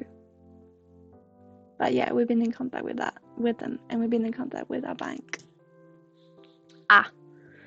You'll be fine. It's no worries. We can probably set up a new account, maybe. We'll see what happens. I don't know why. I didn't want to share that with you, here on Twitch with all this. But it's part of life, so why not? I've got nothing to hide.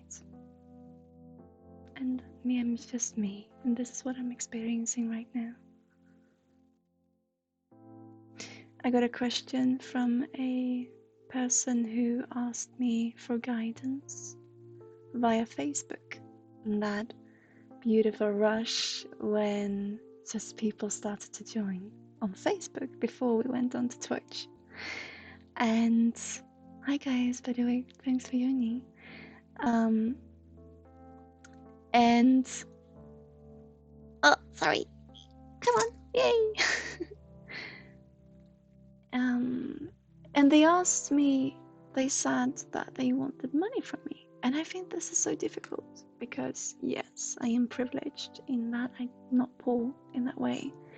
But no, I don't really got any money because we are highly in the negative in this business. Because we've invested, and we hope to, I just love what I do. I don't have to explain myself, do I? So they asked me for money and I haven't responded because I think it's a very difficult situation because I've talked to them and tried to help them that way before. And I think it's difficult. But I'm just thinking about a very beautiful spiritual teacher who is also on Facebook. George Lisas is called. Sorry for the pronunciation if that was mispronounced, but he said he made a post on just that. When people ask, he said when people ask for freebies. And then he said that sometimes love says no. Sometimes that's the most lovely thing you can do. But how I feel about my clients as of now, because I'm transparent, I'm gonna be. Yes, I do give people for what they can afford. So I sit down with my clients and we come to a conclusion on what works for both of us. And people are saying, well, you can't run a business that way. And I'm saying, well, until I've got a booked schedule, I'd rather work than not work. If we gotta see it from the business perspective, and if we see it from my perspective of being me, as you know, and as many of us feel, we would love to do it for free. But as we have to survive, and as it is a business, then as long as I don't have a full booked schedule, I want to work before not working. And I want to give that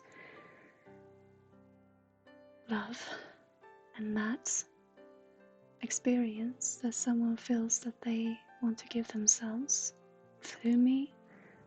I want to give that. I want to be able to give that to whoever needs it. But sometimes love says no. And the day that I am starting to get booked schedule, I have thought of those who can't pay full price. And I'm not talking about you now here on Twitch, but I'm talking about our business here in Sweden, in our office, and on distance call. I am probably gonna put them up for a communal healing so they can come together as a group and have this healing. We'll find some place where, depending on how many they are, how many will become, and we'll give this spacious healing, I would like to call it. You know, when you heal the room and so the individuals in it. I would love to be able to do that. If the funds are in different currency other than Swedish krona, then maybe your banks don't accept deposit from different currency. A PayPal's customer service and your bank being able to provide you with help already. We talked about this, and we talked to them many times, but they have provided their assistance, but not the help. So we're a little bit at loss, but I think they will find a solution. So it's not to worry. But thank you so much, Mr. Otter. Truly. I'm gonna check. I've got someone who's whispering to me. Okay, it was Bumpus. About not being able to join. Not being able to hear. Look, we are creating a, we're creating a nick now. So it looks really weird, but we'll pull it together. We'll pull it together, guys. Just breathe. That looks funny, doesn't it?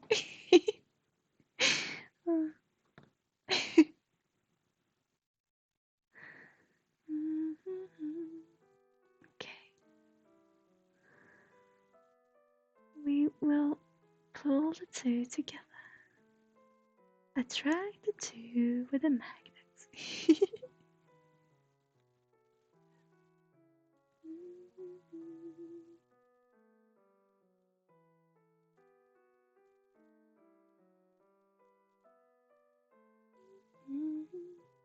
You can't see what I'm doing, sorry. I'm just pulling the two together, and I will add some balls to it also for some spine.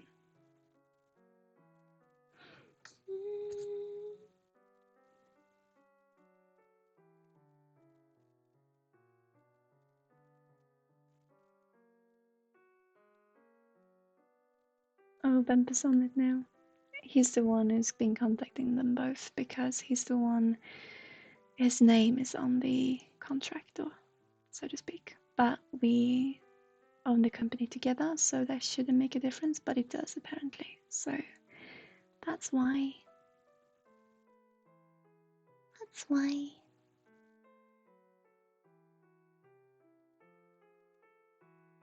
But Mr. Otter, truly, thank you so much for trying to help us, or to simply ask, you know.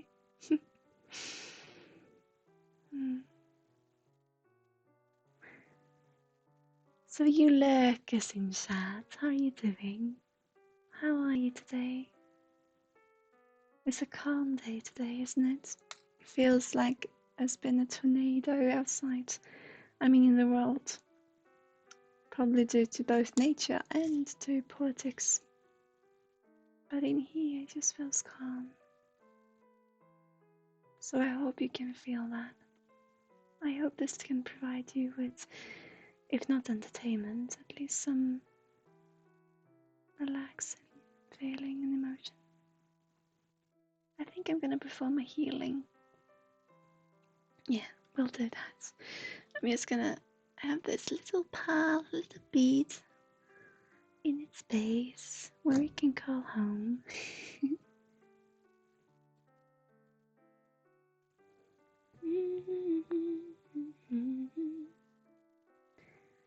There we are.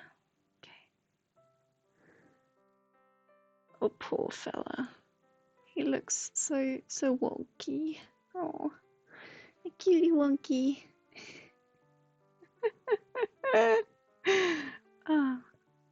Oh dear. Okay. I'm gonna do some healing, I think. Sorry, that was the wrong. Here it is. Okay. We're still here, don't worry. I'm gonna do some healing. So we're just gonna collect the feeling, the energy. It's gonna be a very simple healing. I am simply gonna send you. I'm collecting energy now.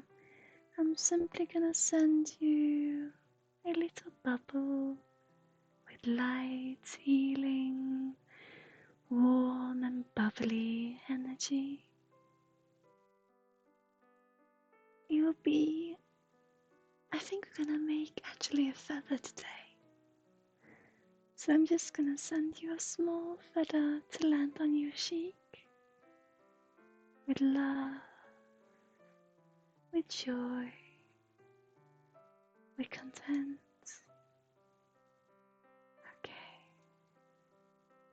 So I'm just gonna blow you a small feather. Are you ready, you beautiful, beautiful people? Okay. I'm sending it to you. And what it says is that you are perfect the way you are. Whether you can be perfect or not, you are you. And that is perfect to you. And then for all of us, with love, calm,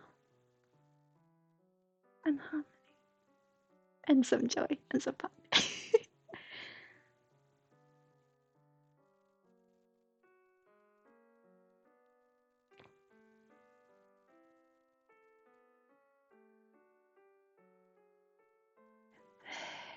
you are.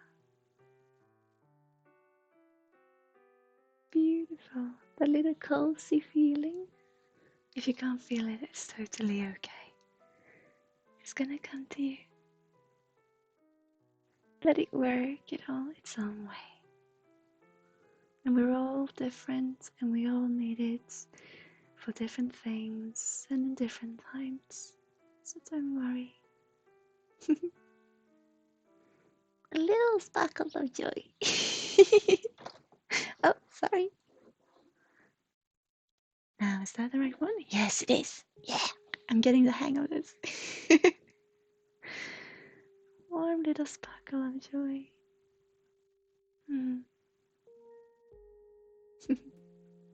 That what you call newborn babies? I just had this beautiful, beautiful feeling in my chest.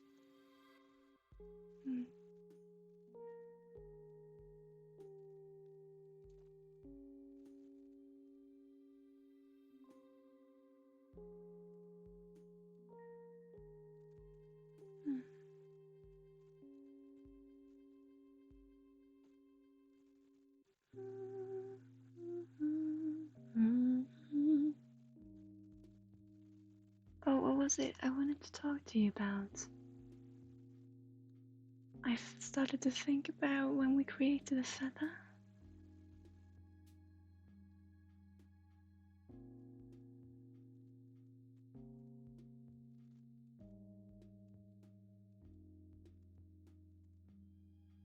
Oh wow, Miss Rotter, thank you so much. You assume the money appears in my PayPal balance, in our PayPal balance? It does, so it bounces. So the transaction is made and we get the donations and we can see them. And then when we try to shift it over to transfer it over to our bank account, it takes a couple of days or a week and then it bounces back.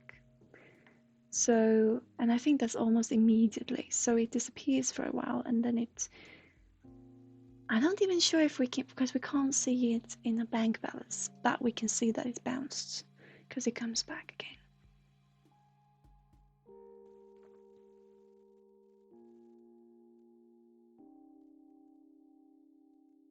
You're such a kind individual.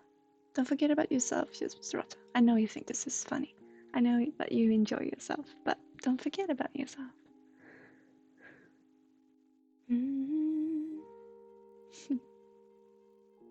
And do go outside. Come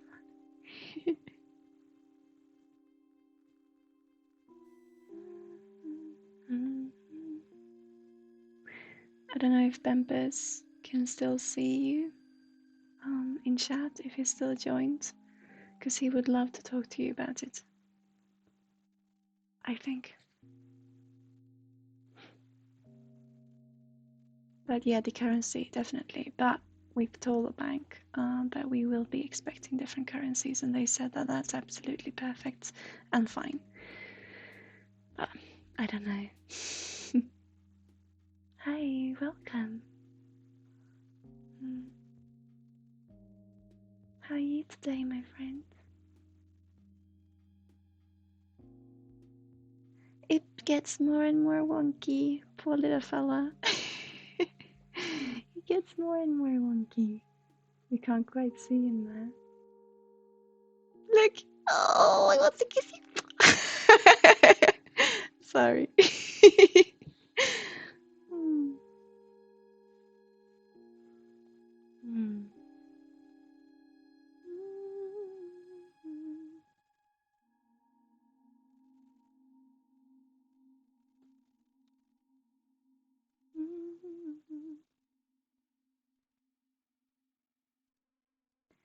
This is a very calm stream today for you who just joined. We are simply chatting and crafting this little boy. I don't know how he will become. What will happen to him? I think he's got an arm now. I love how they just come alive at their own pace. Yeah, this is not his spine anymore. Look, this is how he looks now. I don't know if you saw last time. Can we get some focus on him? This is not a very good camera, unfortunately.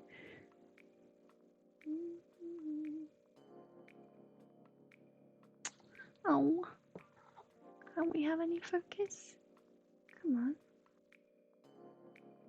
There it is. Not a very good focus, but it'll do, I think. You try to open another PayPal account, use a different bank account, maybe the name of Sarah, and then you can make a payment for the PayPal. So, yes.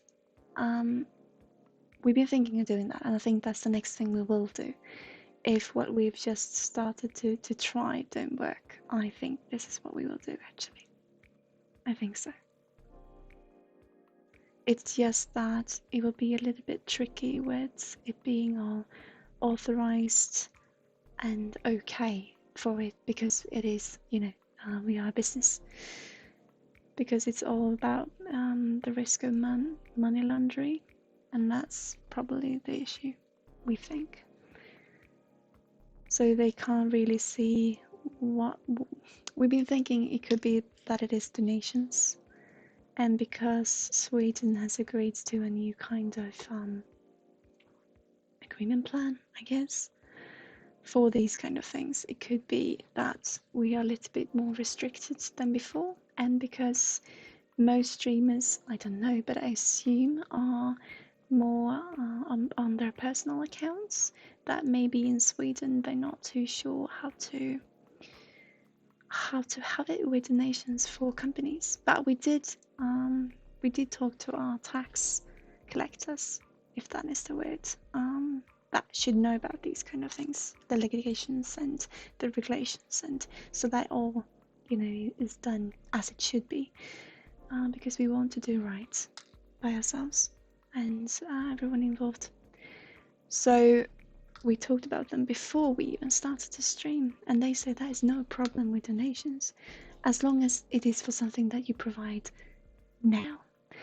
And well, it is donation and it is for the stream. We will always come back and ask if you would like a consultation, a shorter consultation, just you and I, when you donate, but that will be handled differently, so to speak. The money that you give is still a donation for the stream, and as long as that is the case, there was no problem. So then we didn't think to check the middle hands, so to speak, with the bank and PayPal and such. So yeah. So I think that is what we will try to do next. Yeah. But thank you, Mr. Otta, truly.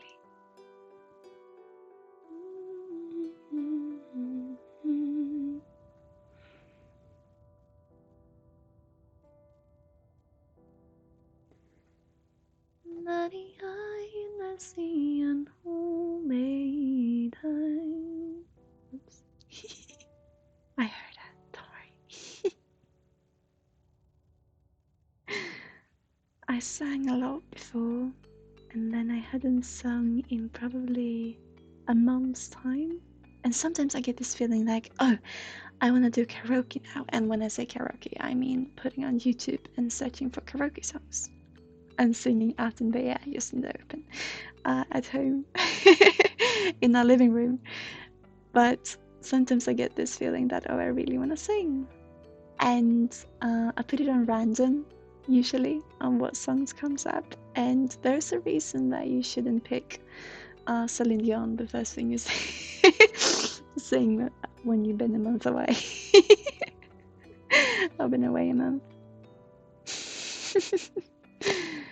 Yes, I apologize for my voice. This looks like a dummy. It looks like a dinosaur dummy of some description. Or maybe there's ancient Egypt snakes. Can it focus? Oh, I don't know how to do. I don't know this. No? Show you in the other camera perhaps? Hang on. Can it focus in this? Oh.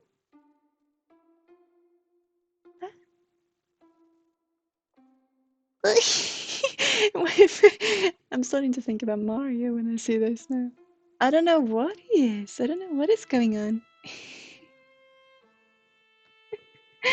Oh, but I like it.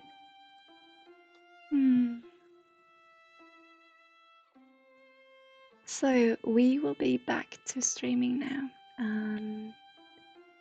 Our normal schedule. We will see if we'll start tomorrow with the Minecraft streams on Fridays. Oh, hopefully we will, but we will have to see because I am so tired. We'll have to see if I come in tomorrow, and if I do, and if Bempus fills up for it, then we will be streaming together, and I'm really looking forward to that. If not, that will happen next Friday, probably. So our schedule for streaming will be Tuesdays, as always. Tuesday mornings with seances, open seances, energy readings, healing, general chats. And Tuesday afternoons, we will have to see what we'll do because I'm still looking for work to read. So if you got any literary work or any work of your own that you think would suit the stream and that you would like me to read, I would love to. And but otherwise we'll find something else to do. Maybe we will draw something, craft something. We'll see. But we will hang out all Tuesdays, and then on Thursdays we got this stream from 1 PM. I started later today, but because of Streamlabs and because of us having to reinstall the graphic driver on the computer. So or one of them, and yes, and then on Friday evenings, we will do a stream together, me and Bempus. So that's our schedule, and it's Swedish summertime, Central European summertime, and we will head into wintertime soon. And then we will no longer have summer and wintertime. We are, I don't know, are you also? Different countries out there deciding on first off only have one time and being the same all the time and also on which time that would be. I'm not saying we're gonna stop the clock. It sounds like we're gonna stop the clockwork. But no, what will happen is that we will have either summertime or wintertime, and we're deciding in Sweden. And I think there's more of us, right? So that would be interesting to see. But yes, as of now, it's still summertime. And for a reference, it is 4 PM here in Sweden right now. So yeah. If the issues due to regulation restricted, your bank should be able to have the information and confirm it. What I suspect is that maybe not all notations are being received in the same currency, and in that case you can convert the currency on PayPal to Swedish krona and then make the transfer to your bank account. Maybe that's a good idea actually. We had some Swedish donations as well in Swedish krona, and those didn't transfer either. But it could be a good idea because they do the what's it called? They do change the currency for us, and they take a toll for it. We pay them little money of what we receive, so it should work that way. But maybe if we can do it already in PayPal, that should probably maybe work in our favor. We can check it. We can look it up. Definitely, that's something we haven't considered before. So thank you so much, Mr. Atta. I don't want to hurt this little guy now. He's turning into just a blob. I don't like that. Can you still see him? Can we still? Yes, we can. Look at him. Oh, adorable little fellow. I have no idea what he will become. And he can't focus still. No?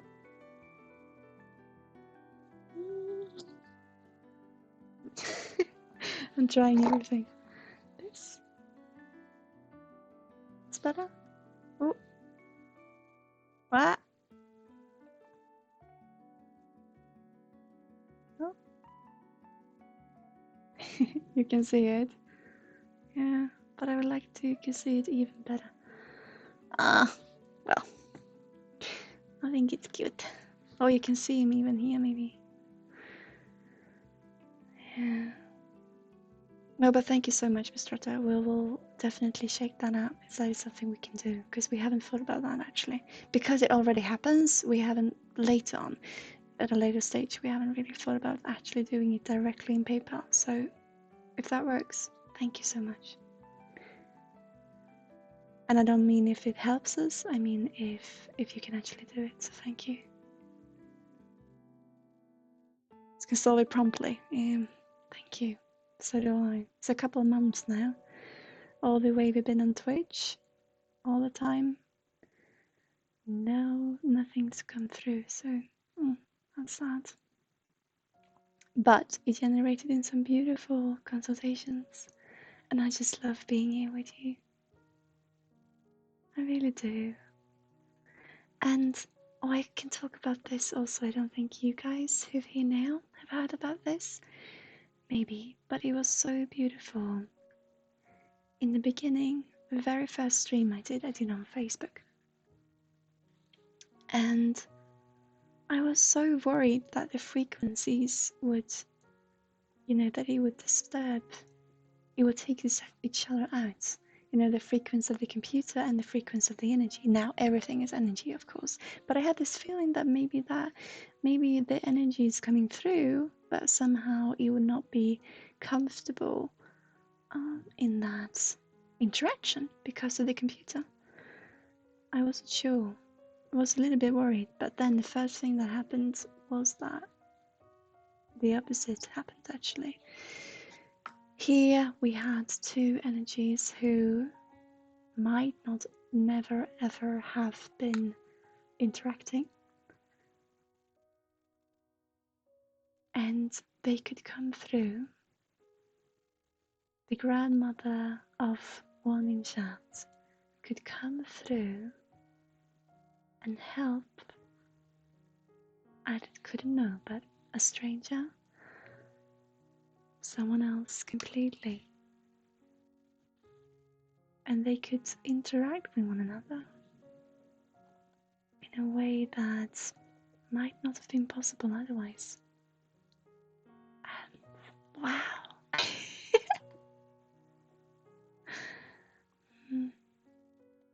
That was an experience. Truly.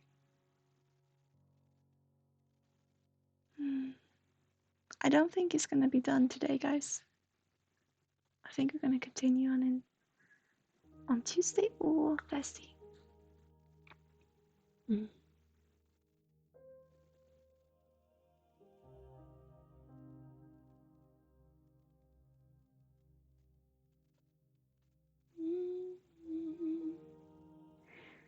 It's actually time for us to end soon.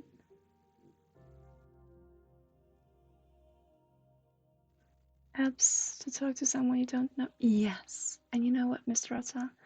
Before we opened the business, I did this just me.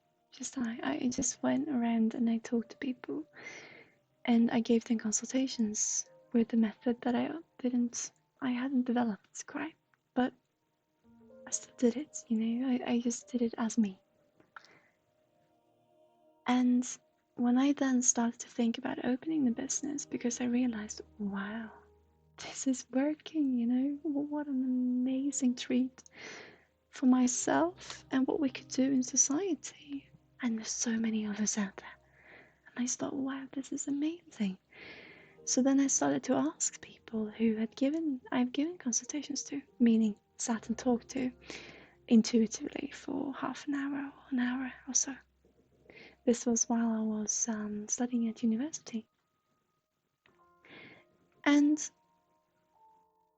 the reaction usually was just that. It's so good to talk to someone who knows you whilst not knowing you.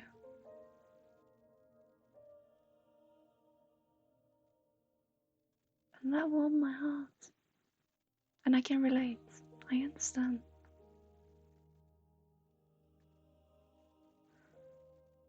But it is also a tough experience.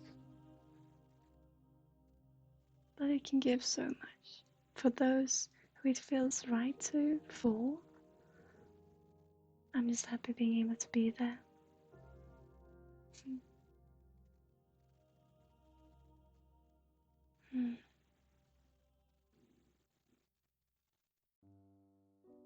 I don't know what's happening to him right now. Can you see? Maybe you can see actually even down here. Yeah, maybe that was easy actually. He's got an arm now. I'm not quite. Hello! Maybe this will become his legs instead. I have no idea. Oh, isn't he? He's a fella, isn't he?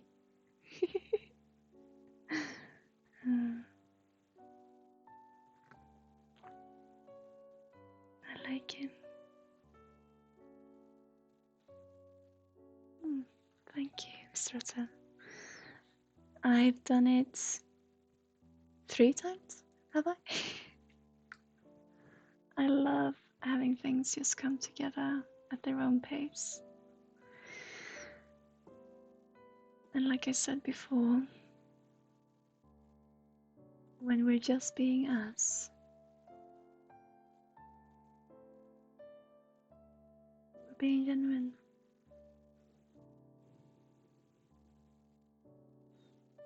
So tomorrow will you do a Minecraft stream with your fiance? We hope so. We think so. We hope so. Oh, Geoff, thank you so much for following. Geoff 98 76 54 32 10. Thank you so much. Welcome to the community. How are you doing? Yes, we are hoping to stream tomorrow, but if I am exhausted, I will need to listen to my guides and listen to myself, and maybe I will be home. But if not, and if Bempus fills up for it, we'll definitely be streaming. We'll be definitely streaming some Fridays going forward, that's for sure. We just don't know when we will start, so to speak. I will have to go back on this on. I think I'm gonna give him one more bead and then we'll go back and make a little hand, I think.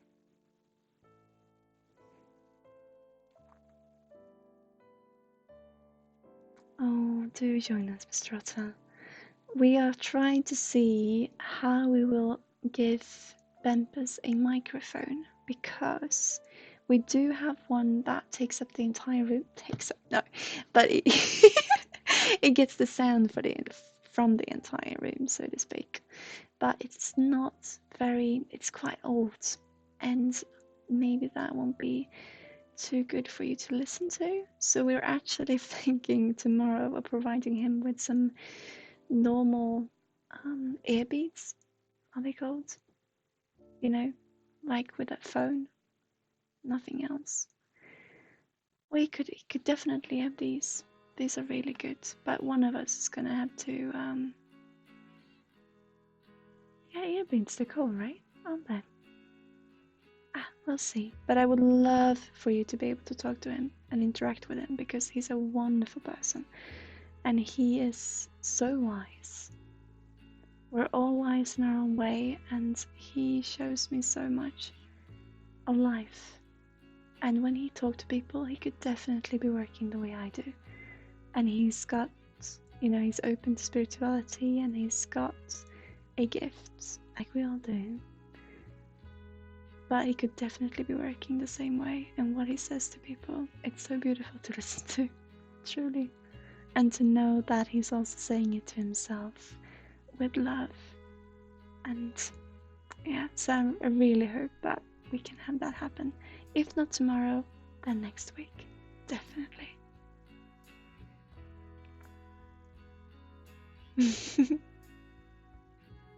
We're looking forward to stream together.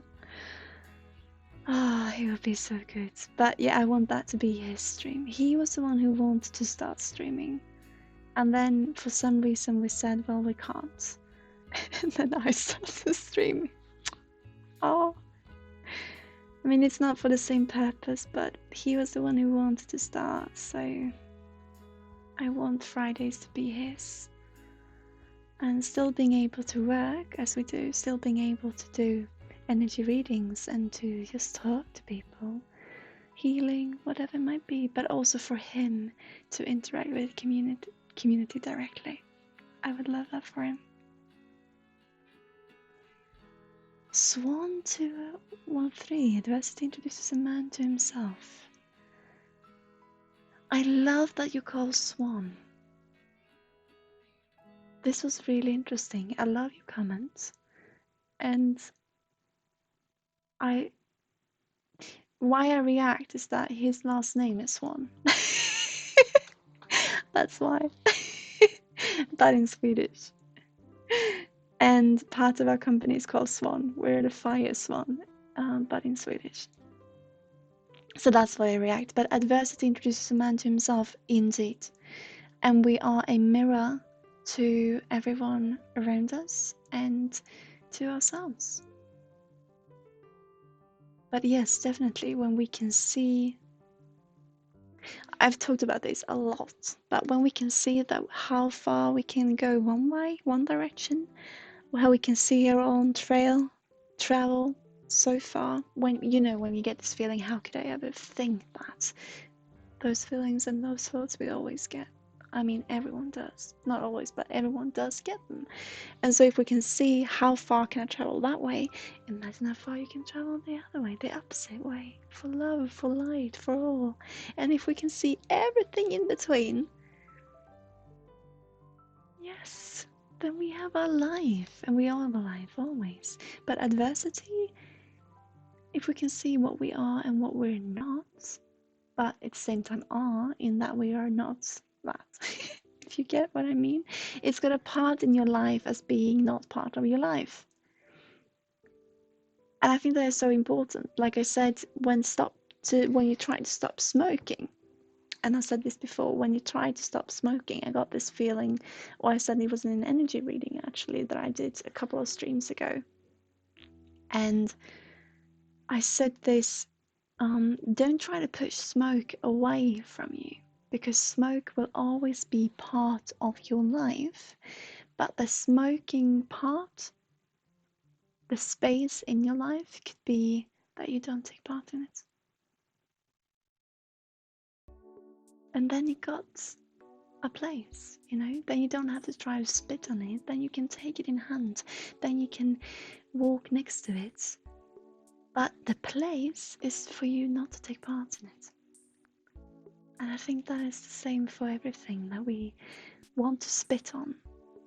If we can acknowledge that it is part of our life, that it is part of us and always will be, that everything is out there, but maybe you'll have different places in our life, and that place doesn't always have to interact directly in our life, that the place can be that it is next to or beside or just is. Then we can really start to explore ourselves and to see what we truly have and what is out there. And we face our fears head on. For when we face our fears and when we feel content in that, what else can we fear? What is after life?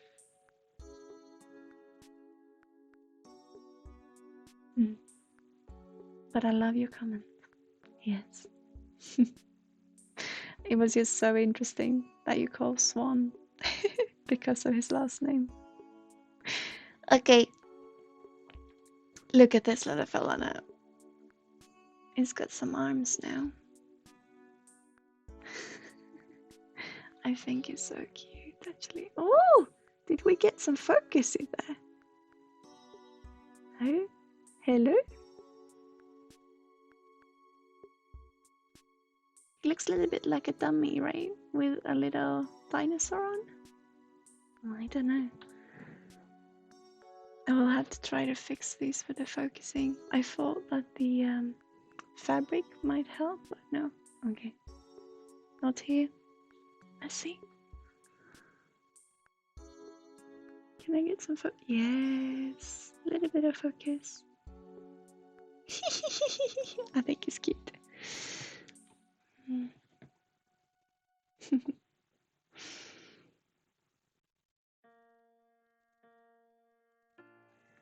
What shall we continue with now? Bembus is actually gonna join us very soon. Or not join us, but he's gonna enter the room when it's time for us to go home. Because we're going over time again. And then maybe he can show himself to you. Say hi. This expression on this little fella. Oh, sorry. Got that wrong. But this expression. I don't know if you can see. Oh, it's so cute. I'd like to say hi to him. Yeah. We'll see when he will be here. It depends on what bus he'll take. Oh yes! Guys! I want to share this. So, for me, moral is really important. I'm going to do it like this. Moral is really important for me, and overly important, I should say. And I'm so afraid, always been, of hurting people and not doing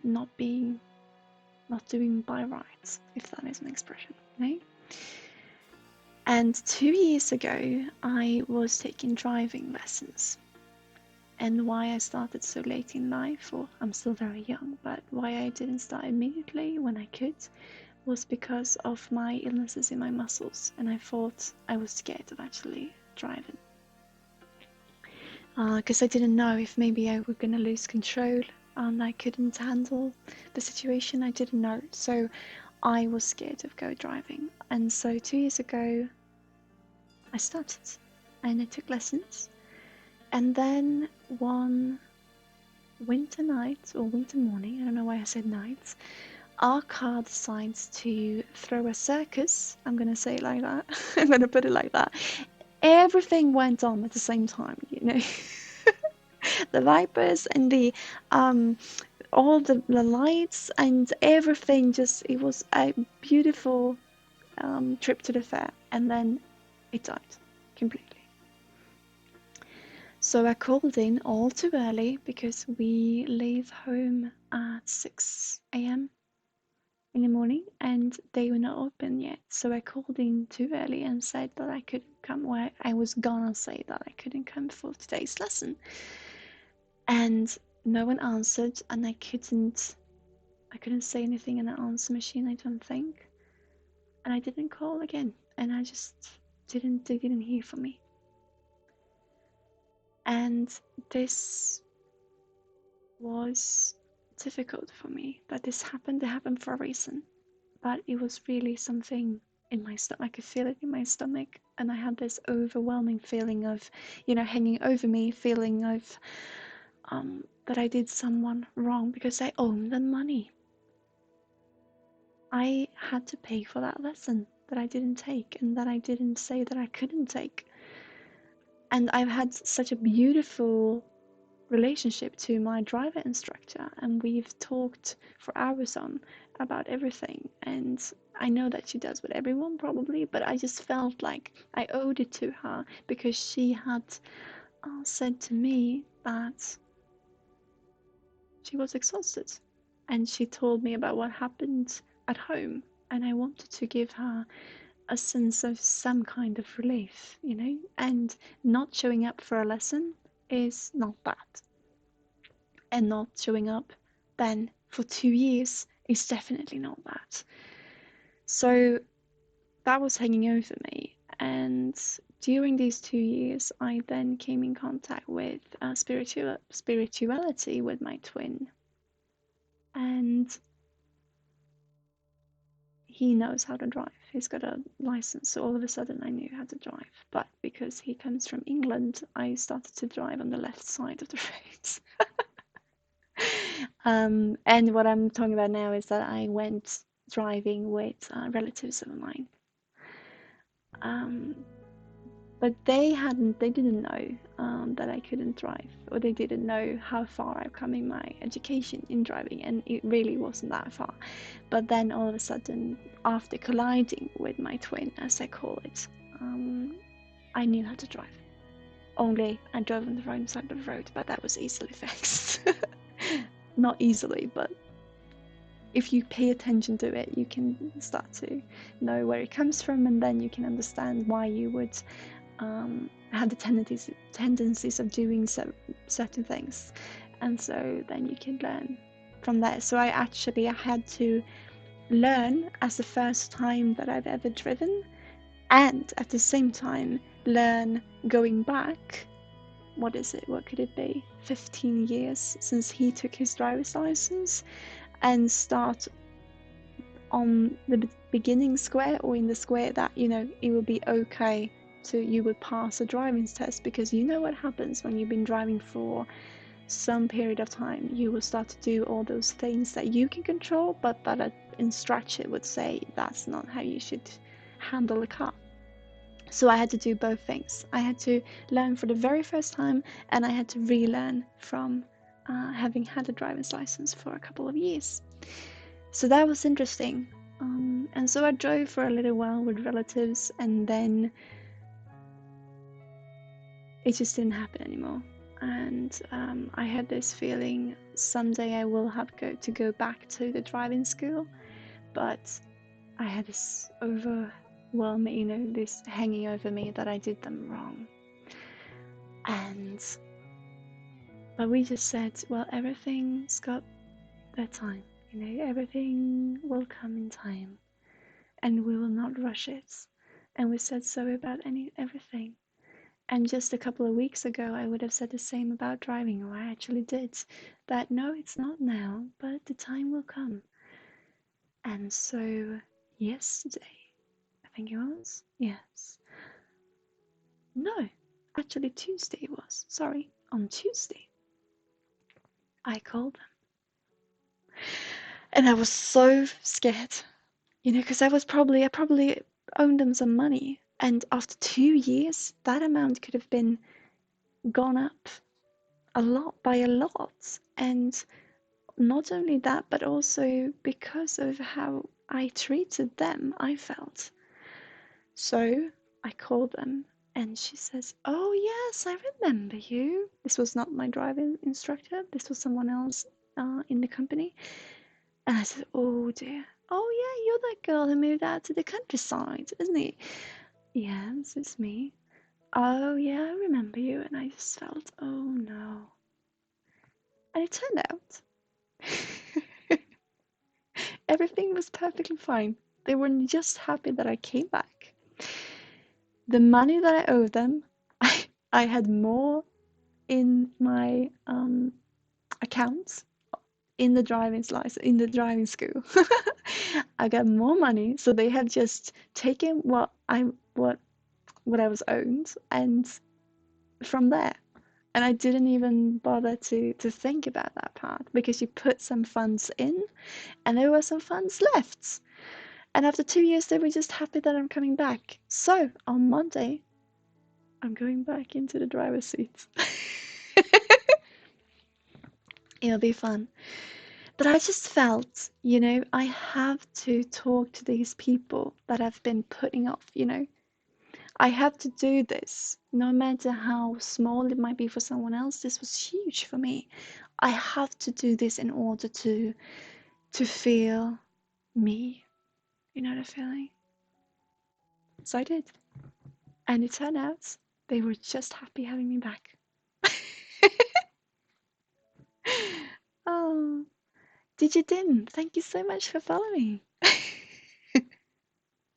Oh, you may feel bad about it, but you also have to consider the good you've done to through your support. You haven't given a serious wrong at all. It's a great story. Oh, Ballad Love! Hi! Oh, I'm so happy seeing your name. Welcome. I saw your beautiful comment on the vault. Thank you so much, and thank you for being here. We're just gonna end, actually. We're waiting for Bempus to join us and just say hi. But yeah, it was, so I'm going back. But we will have to keep... Now, he's here now. Would you like to say hi to him? Could you say hi? They really want to say hi to you. Oh, you've been knitting whilst listening. Oh, beautiful having you here. Bempus is here now also. Could you say hi? Yeah, I could say hi to you. Okay, come on. It's fine. You okay? Here's Bempus. Come down. There he is. So that's him. So we will probably be streaming tomorrow, but we will see. If not tomorrow, then next week. Yeah. We had a good day. Yeah. Good. Okay. So we're gonna go now, guys. This is our little fella. Hi, nice to meet you. Hold on. Okay. Yeah. I can show you in the meantime what you want. The bead creature. He's not done. He's not done. But we will continue with him. I think he's cute. You think he's cute? Can you see anything? He looks a little bit like a dummy with a dinosaur on. Yeah. Look at that expression. So we'll continue with him. And then I can just show Teddy. Where did I put Teddy?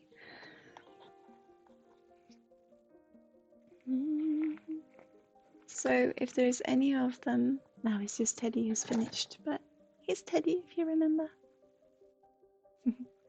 If any of them, if you feel like you might get a home for them, you can always contact us. You know all the details. So, that's us. Hi. We will be coming home now, and we'll see you tomorrow, or you'll see me on Tuesday.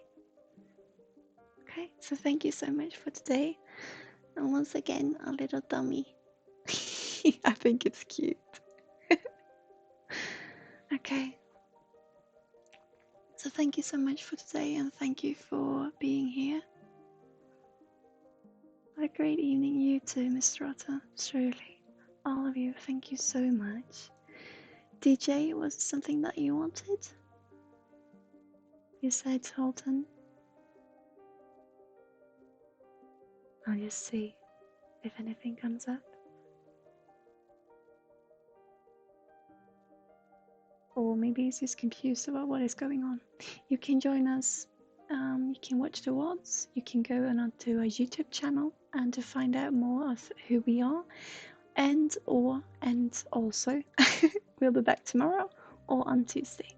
So Tuesday mornings, Tuesday afternoons, Thursday afternoons, and Friday evenings. And as a reference point, it is now 4:30 in the evening, so 4:30 p.m. Okay. Take care, you guys. Thank you so much for being here. And bye. See you soon. Bye. Say bye. Bye. Bye.